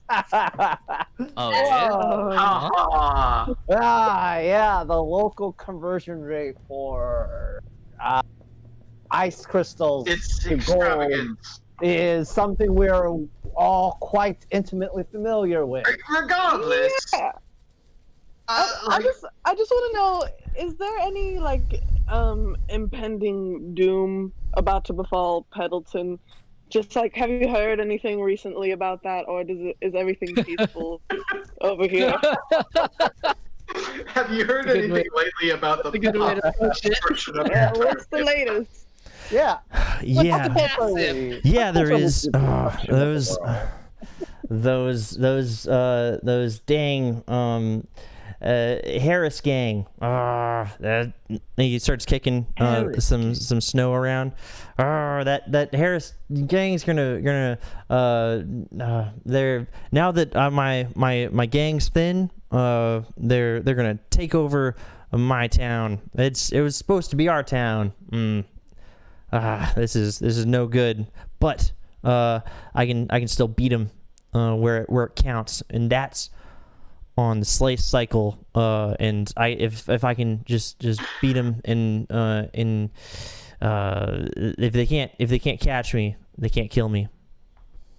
Oh, sweet. I'm sorry. What was your name? I'm Jared. Jared. We knew someone of your name Yeah. previously, which rang a bell that was indistinct. Jared, that's a By the tough way, name. great name. No, Bergazog, I think it flows It's just a well. strong name, like a proud name. Real quick though, you don't hang your hopes on these sleds. Gerald pulls out his two Moonpetals. You got these. We can help you. Oh, what is that? He gingerly Freedom. takes it, and it's no. this is No, like no, I'm not. Don't touch. Don't oh touch. yeah, it was like the for one moment it was like it was slow motion. His eyes were transfixed, and the 2001: A Space Odyssey started playing as he started reaching for it. But then Like, that was cut honestly, short. it requires a tremendous amount of training and self-discipline to even allow yourself to use one of these. They are incredibly dangerous, What is it? and you That's crazy. It looks so leverage. friggin' It's cool. leverage. But yeah, there's this young Slay Cycle gang member Jared stands in front of you, a little perplexed by this strange How about this? mechanic. You just take us back to your Pendleton. You just jet us back there, and we'll take care of those sharks for you. All right? Oh, heck yeah. Let's go. You think that By the way, you guys are gonna join my gang? We're part of More- the Children of Hobbs already. yeah, we're kind of doing our own thing, you know, but like, Our gang, the Children of Hop. Well, yeah. my But don't my worry, last gang we're got froze up back there. I guess I could use a new gang. All right then. you might have to sign a waiver saying we are not responsible for your death. Just saying. I can roll persuasion as he squints. Huh. I think he should introduce us to his wizard, and we'll see what. That's an 8. Shit. That's not. I don't. I don't go buy no books, and I don't sign no contracts. Okay, how about this? I mean, if shit goes crazy, don't expect us to like we'll help, but like don't expect 100% success rate on anything we do. It's a wild life. Fine, I'm here for it. He revs up this, and by revving up I mean does a wheelie on his he gets on and kicks some indiscriminate piece that flips in some way, and then does a wheelie, and he's like, "Get on! I'll take you to the whiz." Okay, I look back to That was fucking cool. I look back to my party and say, "All right, he's a very positive guy. Might probably die. I don't know. Just saying." All right, let's all squeeze on then. All right. And Yeah, this is totally safe. You guys go through roll survival as you're tearing up and down this tundra of and you see over huge swaths of rolling gently barren and in dry ice salted soil that's packed in solid frozen solid. Oh, I kind of look up. Is there an actual blue sun? Yeah, when I say it's like it's beaming this cool color temperature down and it's quite large in the sky. Okay, but it's definitely not like the regular sun that we were all accustomed to, like before the whole definitely warp thing, not. right? Nope. Okay, all right. Shit. I rolled a. What was the roll again? The roll was survival as you're tearing through this solid tundra of rolling hills. Where are the rolls? Okay, Rizel rolled a 22. Very cool. With Pretty good. As you guys are looking around, especially Rizel, you specifically, you guys fly over the top of a hill and slam back down, and where you slam down, it cuts into the back of this, cuts into the back of the sled cycle, cuts into the earth really deep and draws a rivet as it the front cookie cut pizza cutter thing pulls it out of the rivet, and it fishtails before going, and it makes a very distinct carve in the ground, and you happen to be sitting on the back, facing the back, while everybody's just because you're smaller and it fits, it worked out that way, but you're facing backwards, everybody's looking forwards, but you notice this rivet with this survival, and you notice these hills. This happens to be the rivet that when you went down the hill in Moonpetal Prairie, and you saw a boggle climbing or extracting stuff from a big giant Moonpetal. Is that when I got some of the oil? Yes, and that was a very distinct form of earth that was there when you were there, when you were in the shade of the moonpetal flower, collecting oil from the moonpetal oil. Yeah, and you recognize where you are. You seem to be quite far south in the prairie, cutting up north towards where you remember Moonpetalton to be. Okay, but it's like all. Is it still icy? Yes, this is all completely icy. Except the where it cut out, the soil, it left a big giant mound, a reverse mound, an imprint that is very distinct in the solid soil that you remember as granite. And it was a granite with a very specific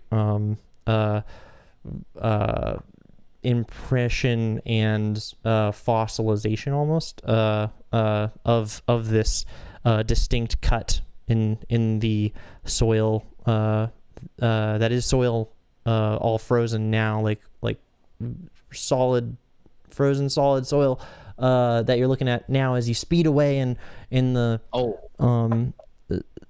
sled cycle. But back then it was just a mound of granite that had that carving and cut like as if a sleigh cycle cut it up that way. But you didn't know what that was back then. And I'm just gonna scream to the party, I guess, and be like, we've been here before. It's the forest thingamabob. I guess that's all I could say. Alrighty. And you guys cut through this prairie.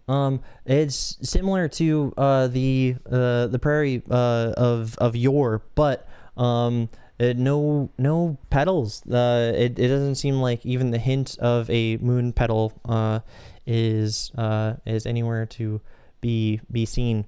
And there you guys see the town. It's a big little there's a little horse nursery and a big entrance and into a very small little kiosk set up in the middle of it, and there's just a few boggle here and there. They're all very bundled up, very chilly, and he is blasting past, but he's waved down as he does, and he brings it to a stop as the person who flagged him down is a boggle in a very fur covered bomber, and he comes up and is like, Jared, you know how fast you were going? And Jared's like, that's all I do. That's I know I'm going fast. I bet you don't know how fast you don't know what it's like to go fast. And he's like, well, just keep it down while you're in town. And the other. It's all right. I mean, I just noticed writing all these things. They should put some sort of like contraption, on the seat, kind of like a belt, You should look into that. I don't know what you would call it, but that's terrible. It seems safer, right? If you get into an accident, those things like a belt or a restraint of some kind would hold you to the vehicle, and that could prevent you from escaping the vehicle if you need to. It's a death trap. You definitely should not. Oh, then we should. I mean, probably... when you get hit, you just fly out and then slowly fall down to the earth. That's what happens for all the rest of you, right? Oh yeah. I definitely do that in a very monk-like way. Well, it's initial design thought. Maybe others could expand on it. Who knows? It might catch on. You never know. You never know. Hmm. And he rises, just gets It off. will, it Jared. will never catch on. It just no. First, there's a seatbelt, and then there's a seat blazer, and then, I mean, where do you go from there? Yeah. I mean, then you have to have a matching outfit, and you have to figure out, oh, is this white tie or black tie? It just gets very complicated very fast. and he's like he tips his rather small hat at You're gonna say fedora. and he's like, Jared, I like to see you're surrounding yourself with some folk who have their heads on straight about safety and it's not all about speed. I hope y'all are rubbing off on Jared here. Hello there, sir. As you roll insight as you address this person and they lower their their wingship spectacles at you. I rolled an 18. Whoa. This it looks like the none other than the sheriff, but he looks like all svelte and all his big bushy mustache is only like a regular mustache. It doesn't go all Yosemite Sam.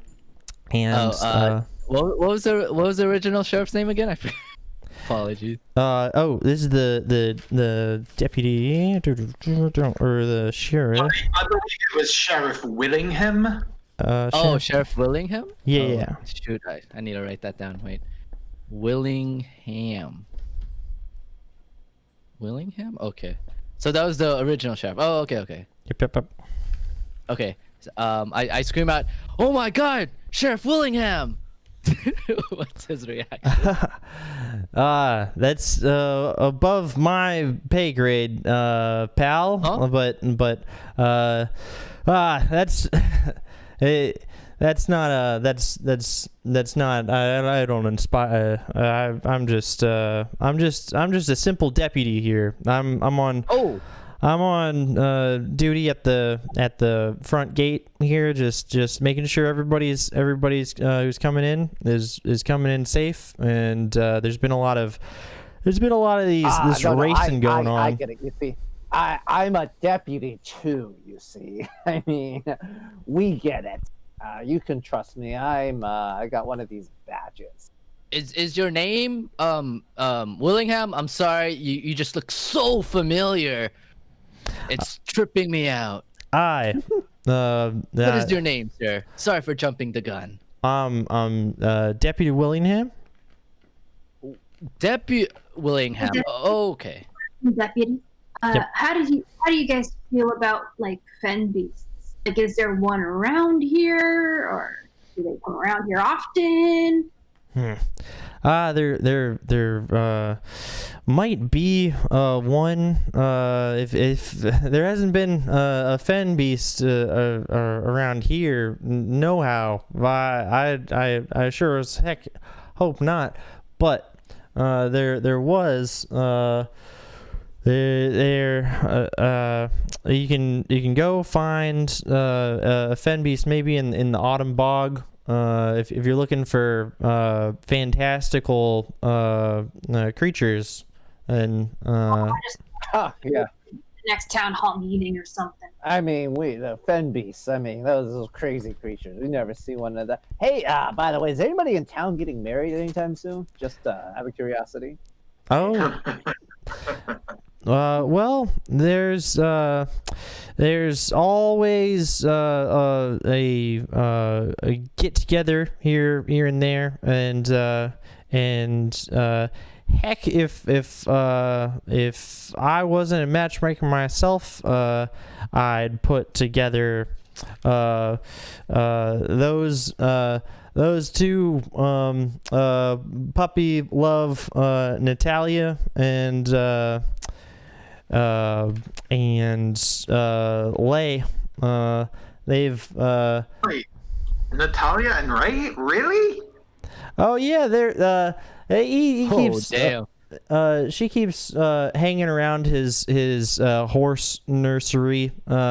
Like she gives two hoots about any animals. She's just volunteers there to get some attention from him. You guys are at the gate where there's a horse nursery. Not it's kind of similar, but a lot smaller than the sprawling horse hotel that was that you went to earlier.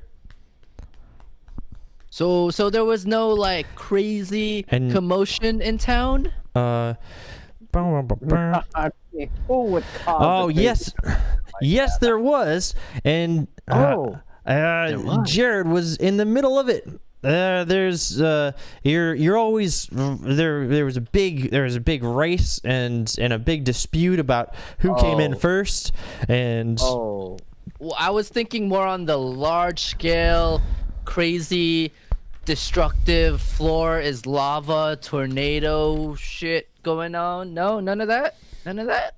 now you're talking a lot of things I have no idea. I'm just, it's just a hypothetical situation. Just saying, maybe in a, I don't know. I don't know. Wow, what kind of hooligans are wrecking town like that? Do you know Condor Leon? Perhaps. Yeah, the Dorleone the Dorleone family. They're over. They run the co-op on in the middle of town. It's the nonprofit What? temple. Oh yeah. Oh, They're real how charitable folks. nice. Okay, cool. Yep, right across the street from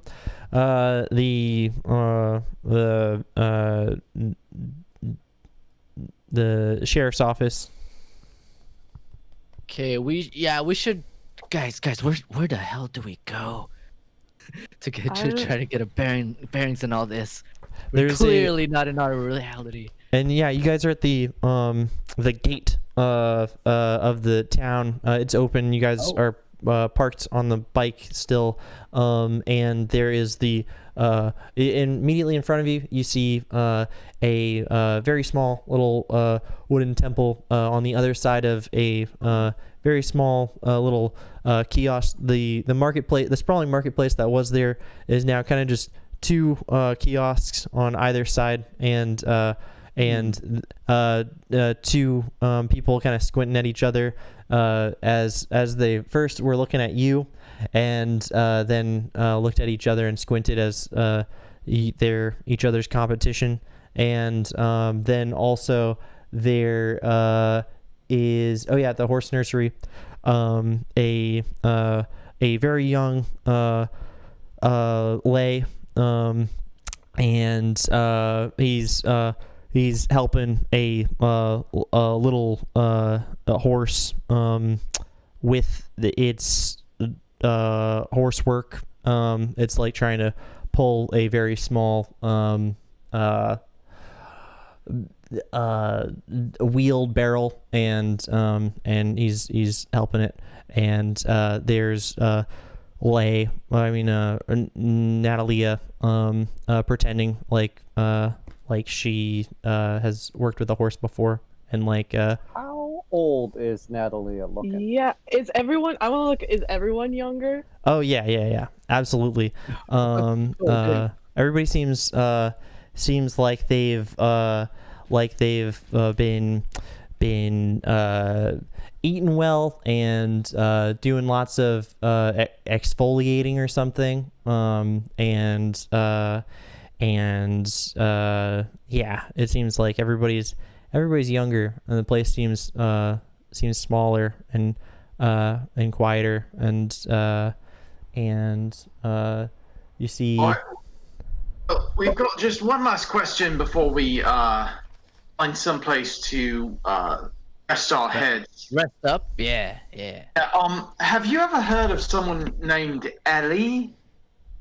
Possibly from the new.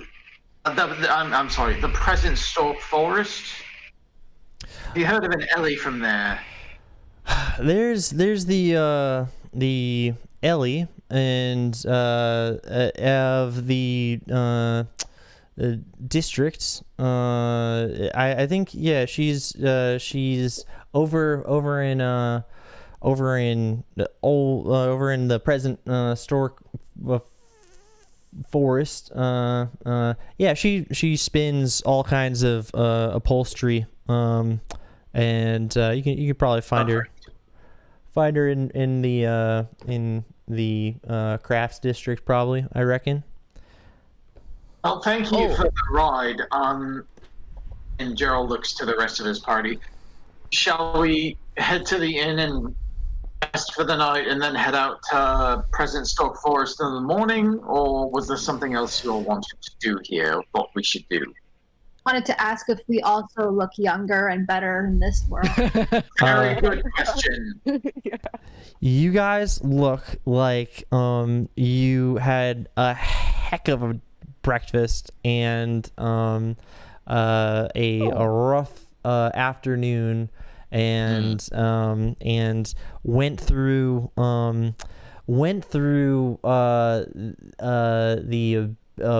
demonic abyss and back, and that thing where you come in from skating on ice for a long time, and you're all like your eyes are teary, like extra red-eyed. Yeah. Part of our face is frozen, probably frostbite. Okay, cool. You can't go nowhere till and then he notices the deputy is like, well, I gotta introduce you, and he eyes the column of radiant unmelting dry ice, and I gotta get that thing to the Whiz Bronze. As you should, and we would be happy to escort you. Quick question: It seems to be very snowy in this realm. Is that a perpetual condition? Oh yeah, ever since the 68th winter started. 68th winter. Yep, it's been a cold as for quite some time. That is very interesting. Have you ever heard of the Stream Sisters? Well, there's like you mentioned,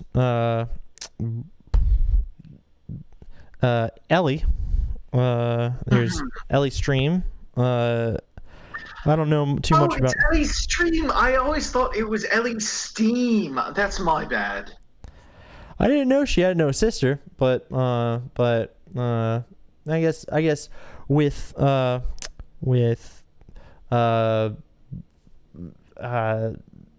yep. Okay, so you have heard of that, at least someone named Stream. Never been presented with her as if she was a duo with anybody else though. But the merrier, I suppose. Let's get you to Wiz, shall we? Do you all feel okay with that? Let's Gerald go. looks at his party. Yeah. Sure. Jared turns his bike, blowing ice and frozen soil and snow all over the deputy as he tears up the street, turning away from the marketplace and going up the road towards what you remember as the mayor's house. And then turning into that long road that is just a very tiny little white picket fence instead of a tall gate, and blows through and parks the bike right in front of the little porch step that you remember, but this one as we park there, I presume slide into that parking spot. Can I do a quick investigation check to see if there is a like rectangular package in the rolled up sleeve of Jared there, like as if he had like a pack of cigarettes rolled up in his sleeve, James Dean style. Oh yeah, you are eyeing this. His parka is completely rolled up, and he has a carton of halfling weed all in there as he sees you eyeing it, and he offers he lights up his own and then offers you some, and he's like, we gotta do this here before we go in, because Wiz doesn't like me he doesn't like me smoking around his experiments. Gerald takes a puff and passes it to Amara. No thank you. All right, if that's how. All right, no worries. Passes it back to Jared.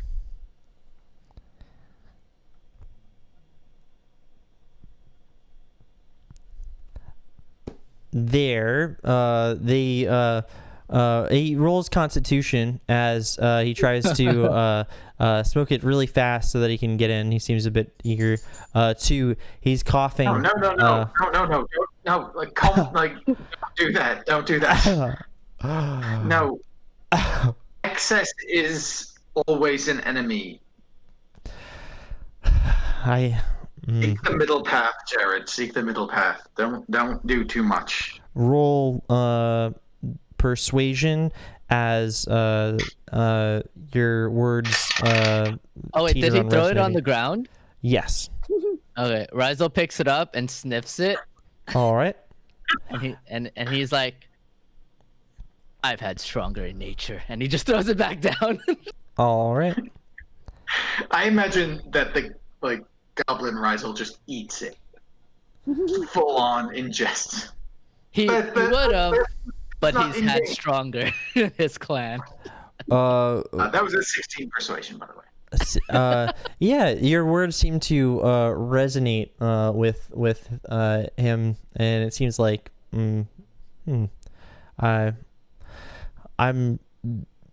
those words resonate with me, and I will like a gentle course, like a gentle hand on the helm of a sled cycle. I will hopefully be headed in a more effective trajectory path. Exactly. And if you don't feel like you want to steer the cycle, you don't even have to step up to it. Like, it's totally fine not to do it. Like, don't push yourself further than you need to or want to, honestly. I won't push myself further. You want to take. So, shall we go see the Wiz? Yeah, let's go. We got to get that in there before those those the dang Harris gang. I've gotta get this to the whiz.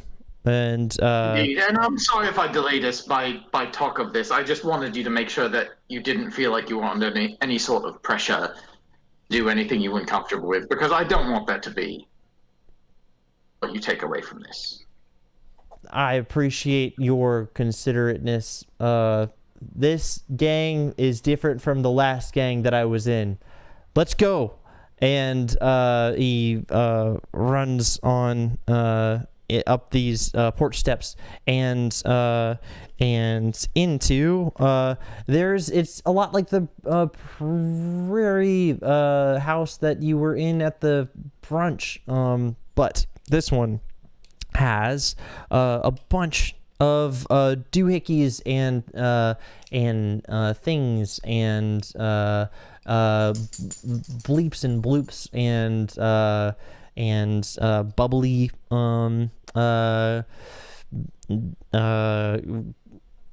beakers that are very large, and a big giant sousaphone thing, and he's looking around. He's like, Wiz, we got the column of unmelting ice. It's where's this guy? What's this new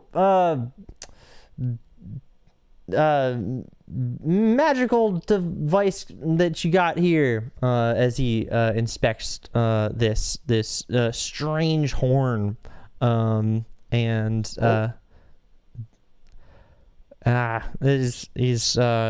hear some tinkering and things upstairs where you guys ate the dinner.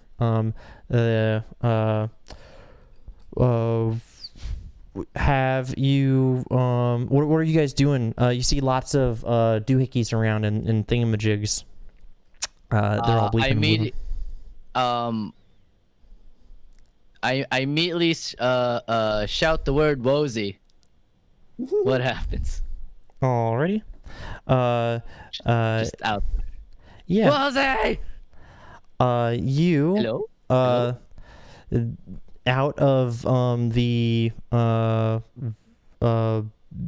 top of the thing Oh shit. comes this tall character who is a lot taller than the other Boggle, and they are in a not very illustrious it almost looks like a bathrobe, but completely all the way around it's just out of that sponge material, but it's like a little bit like a lab coat, and there is a Giovanni Ribisi-esque, but Giovanni Ribisi in like an early one of his early like art house things, and a very young Wozy peeks over the top of the stairs as Jared is tinkering with the big giant horn magic experiment thing, and he rolls intelligence. He's got to roll 11 or higher. Did I roll at 14 just now? Ooh. He seems to work it, and it starts playing this crazy music. It's all like it's all kind of high paced and sounds very ethereal. Its ethereal beats seem to be emanating from this strange magical horn. Does it sound like Evanescence? Yes. And And Wozy, his head disappears as he motions his hand over, and he's like, Jared, come help me with this. And so we see like Wozy, but like a younger version of him. yes. Oh shit. Okay. And this Jared's like, all right, and he hustles up those steps and disappears. What's the party doing? You're surrounded by all these crazy thingamajigs, and also just cast detect magic to see if anything's yes, there's so many magical objects. Oh my god, I'm like a kid at a candy store. What do I play with? I'm gonna go touch stuff. Alrighty. Oh gosh. Roll investigation. I'm gonna quietly kind of sneak up behind Wozy and Jared and just like try to see what they're doing. All right. Yeah. Sneaky. Roll stealth as you ascend those steps that you did before. Okay. I rolled a 9 for investigation. Yeah, you look around and you see 11. I rolled an 11. Right. Then you roll yeah, you look around and you see you go to you can't find nothing, and you're like, and you go to lean your hand on what looks like to be a obsidian table mat, but then your hand goes right through, and so does your head. Whoa. And you're in this this big empty space that doesn't make sense, because you take your head back out and look under in the tables there, and it seems to be like some kind of extra dimensional portal. Whoa. Do I recognize that as a portable hole of some kind? Yes. By the way, Berzuk rolled a 23 for investigation. He's looking for whatever is the strongest, I guess. Whatever's reading most magic in this room, because there's just so much of it. Alrighty. You see that there is there seems to be these pads. There's like an entire mannequin, and they are just they just have these pads on their elbows, and but for some reason those are screaming like when you're the fire vision, the Matrix fire vision of potency, sky auras is bleeding out so much of this magical aura from these elbow pads. Elbow pad. Yes. Hey, Elbow pads. I rolled a 28 for stealth. All right. Rogues, am I right? All right. So, yeah, you like a wallflower or like a church mouse sneak up those steps that you remember being creaky, and you specifically use your memory of when you walked up last time to avoid the creaky steps and the creaky parts, and because you went up those steps before, and you you get up those steps, and you hide behind what seems to be some big experiment of it looks like a half piano thing. Oh god. And you are like sneaking around it a little bit and peering as keeping watchful eye on that. Oh yeah, you watched you go cross-eyed as you're watching them, and you're also watching this.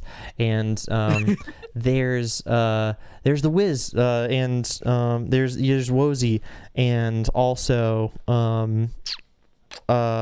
Jared. And Wozy's like, oh, come here, hold this. And you see that he holds a big gasket on what seems to be a column of some kind, a chamber, and then Jared's like, oh yeah, I've got this. But I gotta tell you something, Wiz. And he's like, there'll be time to talk after the magic's done. And he's like, all right, but then he's like, I've been putting together this from the beginning to the end, and it'll all be worth it when I can get it up and running. He winds this big giant hand on the clock face that is and as it does, the shadows on the sundial on the other end of the machine, and he's like, whoa, Wiz, what's this thing doing? And he's like, oh, Jared, when you're now just hold on to that, and you're about to see what it's like to master clockwork magic and time itself. And Answer. Do we recognize the pieces that and how they fit together, and whether it resembles something we might have encountered previously? Yeah, definitely. Roll insight as you use, like, you're looking at this thing, and in your mind there's a circle with all the attributes of this thing. You're like, well, it has lots of brass, and also there's a big clock motif, and then you start Venn diagramming it against a bunch of other things that you've seen. And did I remember if any of his previous clockwork contraptions did something out of their elbows? Yeah, you noticed, like, that wyvern, it had all of its hinges were very it had like claws, and it had all kinds of little doohickeys going off everywhere. And also Mai's clockwork ferret also has like weird little elbows, clockwork elbows. And how big are, like, would I be able to put my arm through the elbow thing, or are they like huge? Like how? They are huge as you put your arm through the elbow thing, and then that aura, but it's not all red, but the way that the wyvern scanned around the room and stuff with this laser, a very pale laser scans the interior, and then like one of those blood test or blood pressure testers, it starts to squeeze around you and bind your elbows, so much so that they are it squeezes them and they're fully extended. Your arms, they're hyperextended, but yeah, you seem to be bound like this, but you feel magical energies emanating in within. But their arms are still attached. Yeah, your arms are still attached. It's just like the blood pressure testy thing where it squeezes your arm so much, like the first time you do it, you're like, it's gonna break my arm, but it doesn't, and so it stops after a while. But the nature of the way that it fits is just that the arms are always hyperextended like that. Oh man, this is not a good day for arms. Oh, Yeah. hey, Wozy, what are you making here? Let's I mean, I might have an idea, but I'd like to hear it from you. I'm making the progression of the magics. I've almost mastered the dial with the shadows of the sun and the gears of the moments of precious moment figuring and what I am doing is grabbing a hold of the horns of the yak of time, and I will wrestle it until I can control time itself. And That's awesome. And yeah, once you get this power, you're gonna be like a good guy with it, right? Absolutely. I will use it for helping, and no one will ever have to be old ever again, and everybody can live happily forever. And happily what are your ever thoughts on Isabella? Just curious. I've Isabella, she's I render on to Isabella. What is Isabella's? I had some run-ins with her regime as at my laboratory in the sky scraping holes of the forest, and I had a huge loft laboratory that I could work in, and then we've grinded my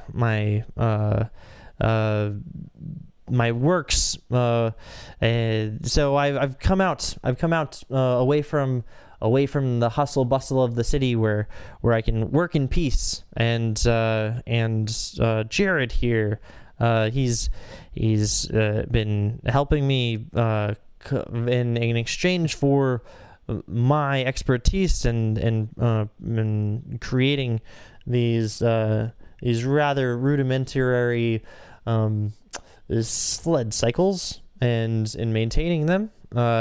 Him and his gang have been providing me with very crucial materials for my wizardly magics.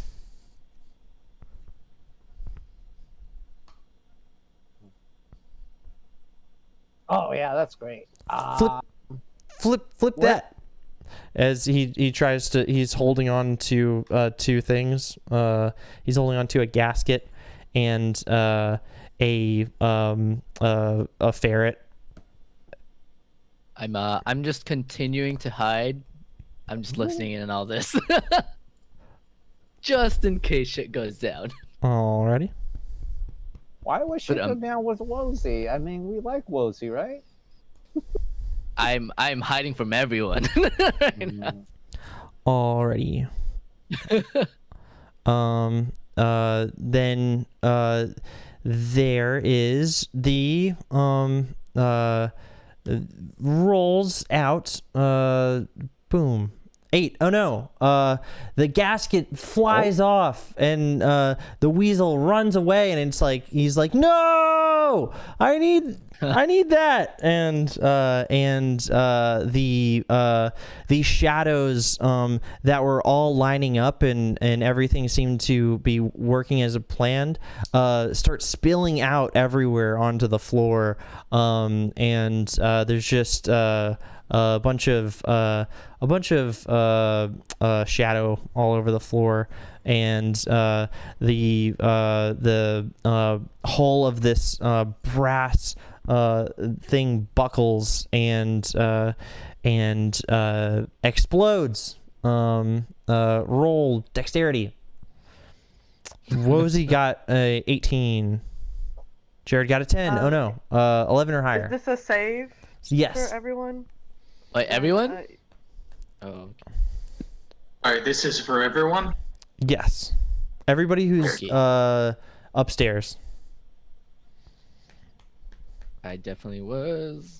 Oh wait, deck save? Yes. You have half Oh, cover okay, because okay. you're behind a piano thing. Oh. I think I'm still playing with the portal thing. Already? Yeah, as you're playing with it, you know that you can pick it up like a Acme cartoon.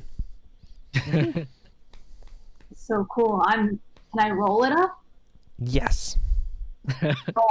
Flipping this Don't yeah, as you start to roll it up, you notice that you get one of the lips kind of inside of itself for a second, and a big lot of resistance push it back out, and it almost like started to jitter, and also the objects around you started to jitter a little bit too, and as if to say, or yeah, it's just like your instincts tell you you don't want to roll it into itself, but you can roll it like a napkin over a fork or something. Okay. Oh no. Oh, it's a 1. Oh.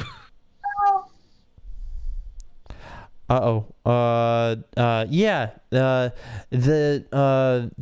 thing explodes, and it knocks the leg of this piano out, and the piano falls on Gerald. I mean, not Gerald, Rizel, and Wait, what? You got a natural 1? No, that was Amara. Oh. Oh no. I crit failed. Rizel's mortal enemy is going to be a piano. Oh yeah. That's my big bad end game. Yeah. But yeah, Rizel rolled a 16. Oh no. Then this time thing it goes off, and what was building up inside it happens to dart, and Amara, it gets hit by it, and Amara, you see like so many your life flashes before your eyes, and No. and there's like the get together at your sister's birthday, as well as all of the adventures so far, and yeah, time just feels like it's slipping by you, and you're a little bit older. Oh shit. And how does Amara react to this? I mean, like, I just, I feel older? Like my joints ache? Do I seem like I look old? I'd say it's just I guess it's the feeling of maturity and under like a couple steps backwards from a situation, and seeing things in a wider view, and looking metaphorically looking forward, and realizing having some realizations about all the stuff you do when you have a birthday or whatever. Yeah, it feels like you had a couple birthdays or whatever. Hey, Amara, I don't mean to be rude. I just kind of noticed. Have you been sleeping well lately? You might want to moisturize a little bit. Sun damage, it really adds up, right? I just, especially because we've been out in the snow, and that's terrible for your skin. Boy, wow, you've had a rough last couple of days. I just realized. Wisdom tells me it's not worth my time to respond to your obviously horrible insults to me, and I walk away. And no, my machine, it didn't work. It did the opposite. It's supposed to be ever give people time, not take it away. He kicks the hull of the damaged machine, and if only I'm not getting enough power. He starts to make calculations on a very fresh new scrolls that are relatively unwritten on. Berzak, you remember these scrolls to be the scrolls that he had all those calculations that didn't quite add up and stuff, that were in the under part of his laboratory that you remembered when you were assessing all of those tornadoes situation, and they're writing all this stuff, and then we need quick question. Heat and speed. That's what we need. When I saw this demonstration, did I see them? What did they do with the dry ice? Did they pour it into the machine or something? Did I see that? He had it on the gasket thing, but he's like, it's like, and then the piston flew off, and he's like, it wasn't hot enough, and it wasn't going fast enough. We've got to make it go fast and be hot. That's okay. That's you learn something from every experiment, and I learned one more way to not be a time master. Cool. I'm gonna keep hiding, by the way, until like nobody's upstairs. All right, and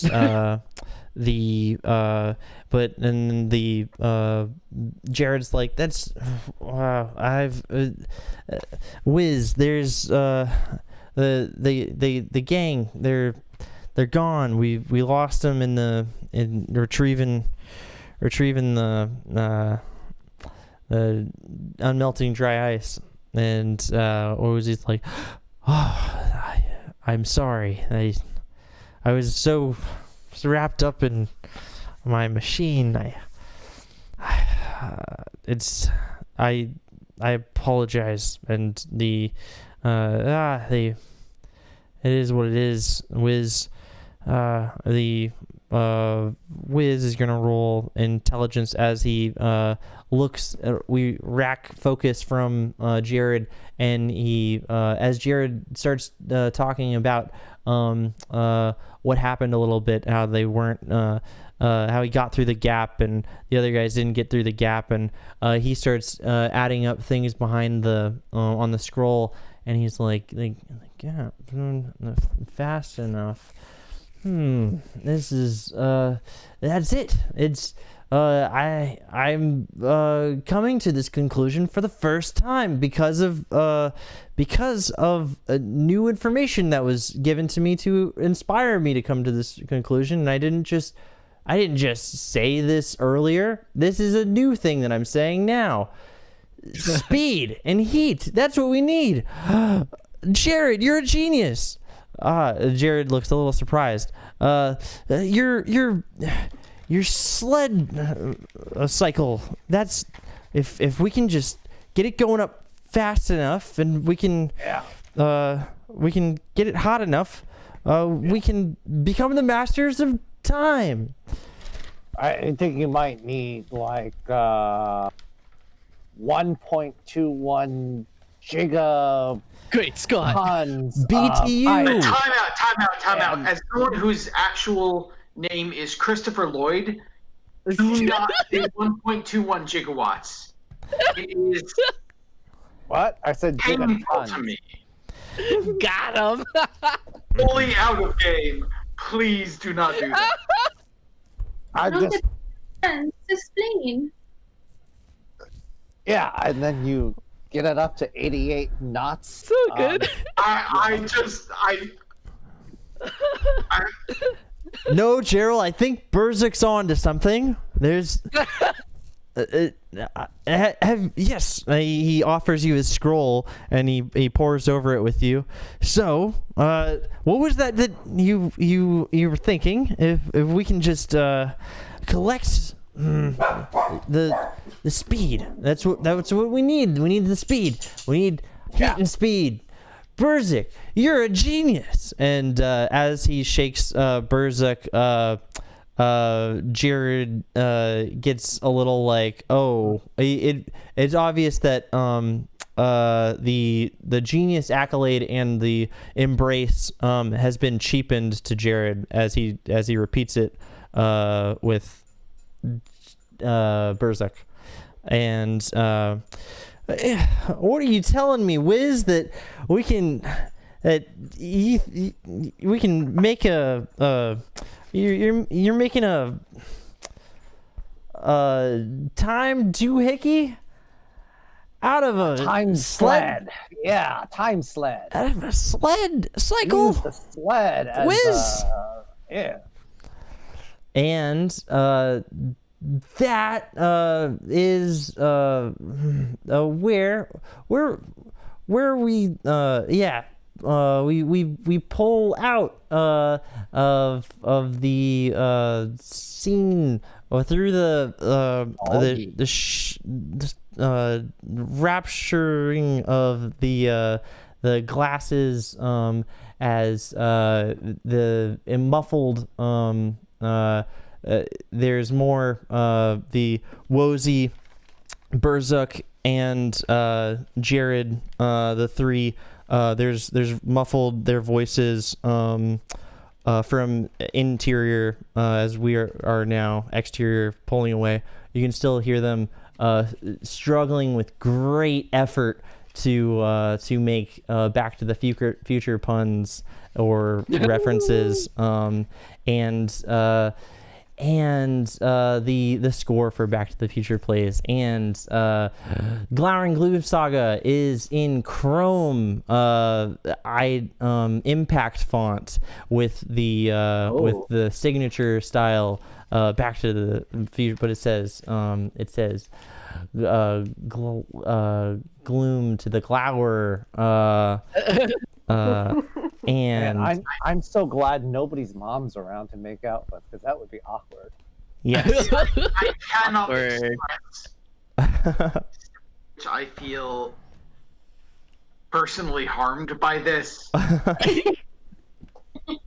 Like, watch this movie. My parents were idiots naming me Christopher Lloyd.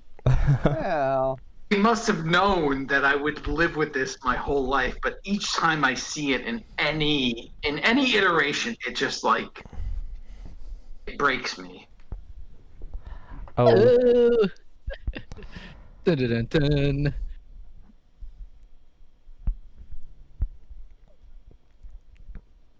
So yeah, I'll leave on that tonight. no. That's a fun thing, right?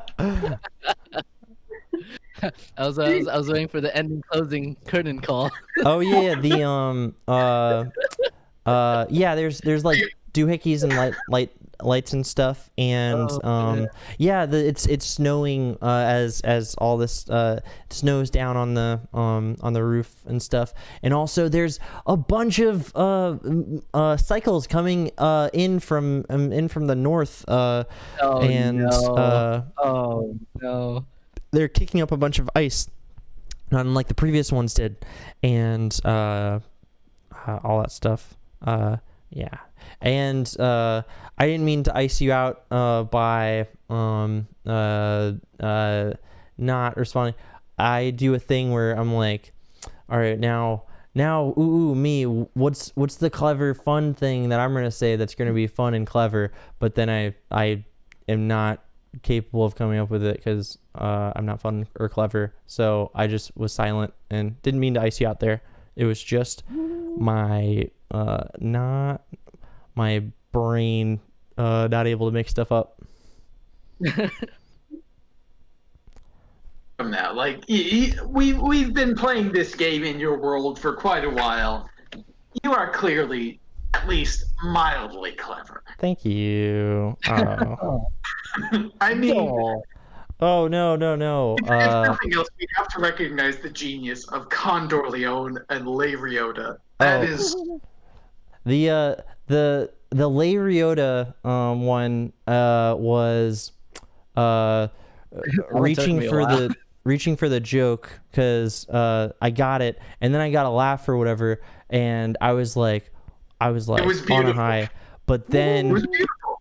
then I was like, and then I reached for yeah, there's like a thing in improv where it's like you there's a joke that when it's not a joke, but there's a thing that happened in a scene where if it happened to be that you reach for the salt and everybody got a big laugh, and then you're like, oh, people love it when I reach for salt, I'm gonna reach for salt again, and then I reach for the salt and everybody doesn't laugh because the second time I'm desperate for the joke, or I'm desperate for the laugh, like kind of hard to explain. All I'm saying is that the first time it was very organic, and then when I did Don Corleone, it was just the same formula that I just did like less than 10 minutes before that. It was the same joke, but it was great. Thanks, man. I appreciate it. But what I did, I was like, you're better than that. Or not better Also, than it that. makes it a little bit better that it's impossible to say Condor Leon and that we always say Don Corleone. Exactly, yeah. It's goofy. Unintentional delight. Dude, It's we goofy. went into Narnia, you guys. Gross. Oh my gosh, we have to make sure we don't ruin the space-time continuum. Well, knowing us. again, we're not making out with anybody's mom, so I think that's pretty safe, right? We're not going to ruin anything. For now, knowing us. I've got I'm a. older. I aged. No. Which is to be expected traveling with this group. I just now my physical state matches my mental I kind of raggedness. think that just traveling with Burzuk will just naturally age you faster regardless. It's like 1 day is like 3 days, so if you just kind of add it up, you probably have gained a few years. I mean, how many times has that? No, Burzuk, we're not gonna say her name, okay? It's just Dude, we said her name so much in this alternate reality. Oh god, it's gonna have consequences. I just know it, you guys. They're just counting up. Also, just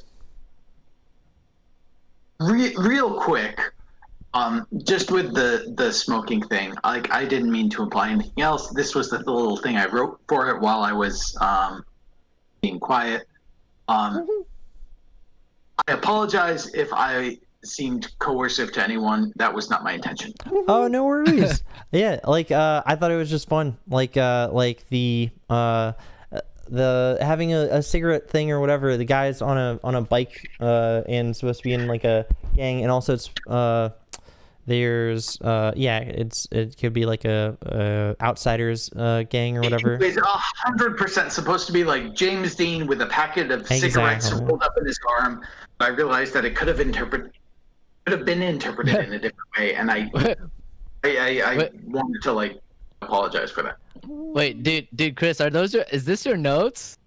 Oh, Damn, no. I need to step up my notes, dude. Mine are fragmented sentences. I love that that notes for a more neurotic character or something. It's like instead of the things that happen, it's just literally a list of apologies. Like that's fun. This is something I specifically wrote. If you want to see like my notes, this is how my notes look.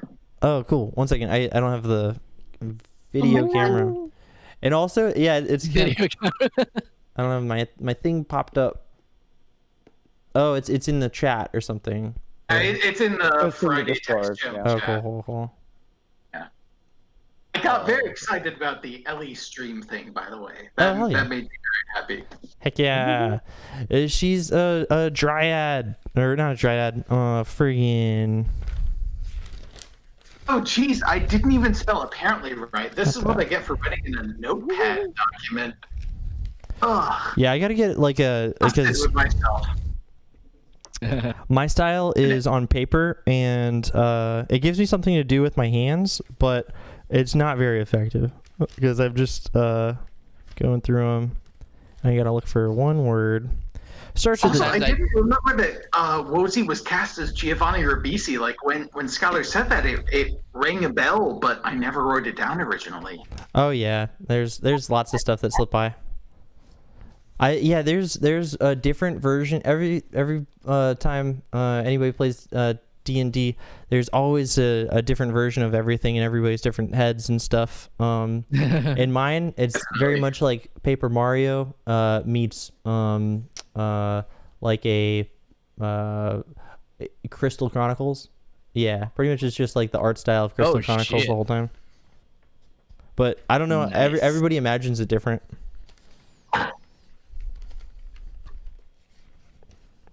What Anyway, the whole impetus of this was like I didn't want to make it seem like I was trying to coerce anything with drug use or anything, and I apologize that it might have been interpreted that way. No, because she doesn't James. That's why she's like, oh no, thank you. Yeah. It was picking Amara because Amara is the paladin, and that's the funny person to pass the joint to. And Rizal didn't take it because he's a goblin, and he's had some shit in nature. Definitely. Took one whip, be like, I've had better. Throw it on the ground. I don't need this to be cool. Wait, what? You want something cool? Let me show you a forest back in my. That W was like a little background story. But smoking halfling weed offered from a Feywild creature is a heck of a roll of the dice. Do I need to like adjust my con score at all, or? No, I feel like good for now. I feel like in the world of D&D, weed would probably be like the softest thing. Oh, true. Like ever. Yeah, because there's like, literal we potions. Just potions. We could like sprinkle weed on like breakfast or some fancy dinners, and it'd be like totally okay. Be like, ooh, that extra kick of herb. I think you can do that in real life, and it's the same deal. I think you're just wasting weed, pretty much. And that's true, but culinary arts. Yeah. That's like the most expensive, not paprika, whatever that basil. Yeah. Oh, I was thinking more along the lines of like truffle stuff. Isn't truffle like super expensive? Oh, Truffle yeah. and saffron are some of the most expensive. Yeah. I feel like in D&D, like if there was an equivalent truffle, it'd be that, and then weed would be like the lowest like commodity. Oh, yeah, with the magical mushrooms and stuff. I saw illustrations of mushroom dragons, and those looked really fun. Yo, mushroom dragons. Yes. I'm all for it. Actually, I'm all for like any kind of dragon. Actually, not really, because I'd be scared, right? Like at our level, we get fucking wrecked. A little I would bit. assume. Yeah. Maybe a wormling, like a little baby dragon. Oh, is that a thing? Oh yeah. Oh, nice. Or we could all go say hi to my brother. Yes. I mean, Amara is one of the only characters here with an established family. I feel like we should should explore that a little bit more. Yeah. Ooh. Yes. We could. Although, do we want to walk in the door and just say, "Hey, we're the people who've corrupted this amazing paladin"? I know. Ooh. That's a little awkward. I doubt that. That's some. Amara's mom said she's like how she's changed a bit. Why does she look older now? Wait a minute, what? That wasn't us. I know, right? Shit. If like none of us passed that check, oh my god, we'd be all old. I don't think it's like old. I'd say it's just like a couple Years, right? Yeah. 1 decade older. That's the only thing But I to can a think of. goblin, though. Wait. How? Hold on. I put on my age in here somewhere. I feel like your Rizal goblin is just like 12. 5 years older. Oh shit. According to what I wrote, Rizal is 12 goblin years, which I don't know how that translates to human years. I think. Well, it's still 12, right? You just have a shorter life expectancy. I guess. I put on. I think I chose myself as like a middle-aged goblin. I think that's what it is. Yeah, I Oh. think so. Really? Huh. I don't know. I googled like average age of D&D goblins, and it gave me like an age range, and I was like, oh okay. Oh my god. And I picked 12. Old? Wait, what? Oh my gosh, gross. We've been hanging out with somebody old. No. I know, right? Oh. Oh yeah, that would be terrible. Oh, Oh man. I'm just thinking of Bersa doing that that meme, this with the skateboard and how's it going, kids? Oh. That is so Bersa. Thinking that You know what? Now that I think about it, yeah, that's him, dude. He would totally act like nothing's wrong. Like, yeah, I'm one of you kids with the skateboard and everything, and he just so believe it. Oh, dude, that meme.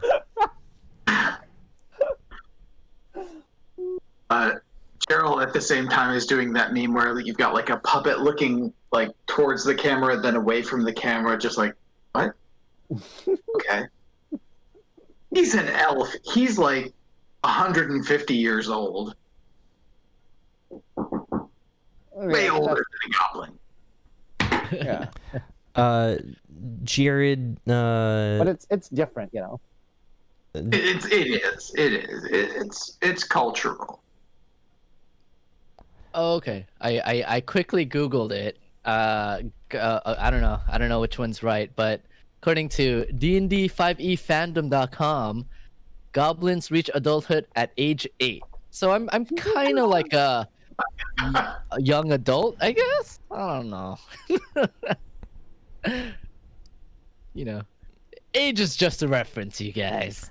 It's just Rysel, the way he behaves and stuff doesn't strike me as somebody who's too old. Yeah, he's a youngin. Rysel's gonna be a young adult novel, the story of Rysel. Yeah. So I think like 12. I think I put 12 because like my background story was like he did put in a couple years in some like random like thieves stuff in some city. So I'm guessing that's just 4 extra years after adulthood. My background's very bare bones. I haven't really like typed anything, but you know what? I feel like I'm. But you've lived your whole life one step ahead of the breadline. One step. Yes. One step. Sword. One step at a time. I feel like if I had to choose a meme, That's just me again showing my age with like I made the West Side Story reference earlier, now the Aladdin reference. Is this just too much? I listen, or I was Aladdin. I dug Aladdin. I think Okay. I watched it this year too, and it was still super dope. And I think it's a cool talk. I hear the theme like in my background. I forgot the lyrics. All I hear is like dun-dun, dun-dun-dun-dun, dun-dun, but I just can't remember the lyrics. Sweet. Yeah, I couldn't join in because I was like, I don't know the word. Like I can hum it. I'm sorry. All you gotta do is like hum the rhythm of it. Oh, yeah, I know. Right? The most popular tune.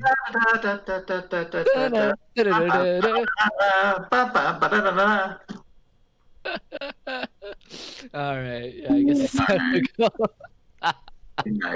All right, guys. All right. I'll see you all later next week. Hey. Hopefully, the guy joins next week. Oh yeah, I totally messed that up. Yeah, I gotta No like worries, man. onboard It's all people good. way faster. It's all good. Yeah, But, 50 minutes is too long to not have somebody engaging, especially if they're brand new. It's all right. We'll welcome him always. Yeah, definitely. Oh yeah. Hopefully. Yeah, we'll see. Have a good week anyway. Bye. All right, have know, a good right? week, everyone. Have a good weekend. I'll see you guys next week. Bye. Peace out. Stay safe.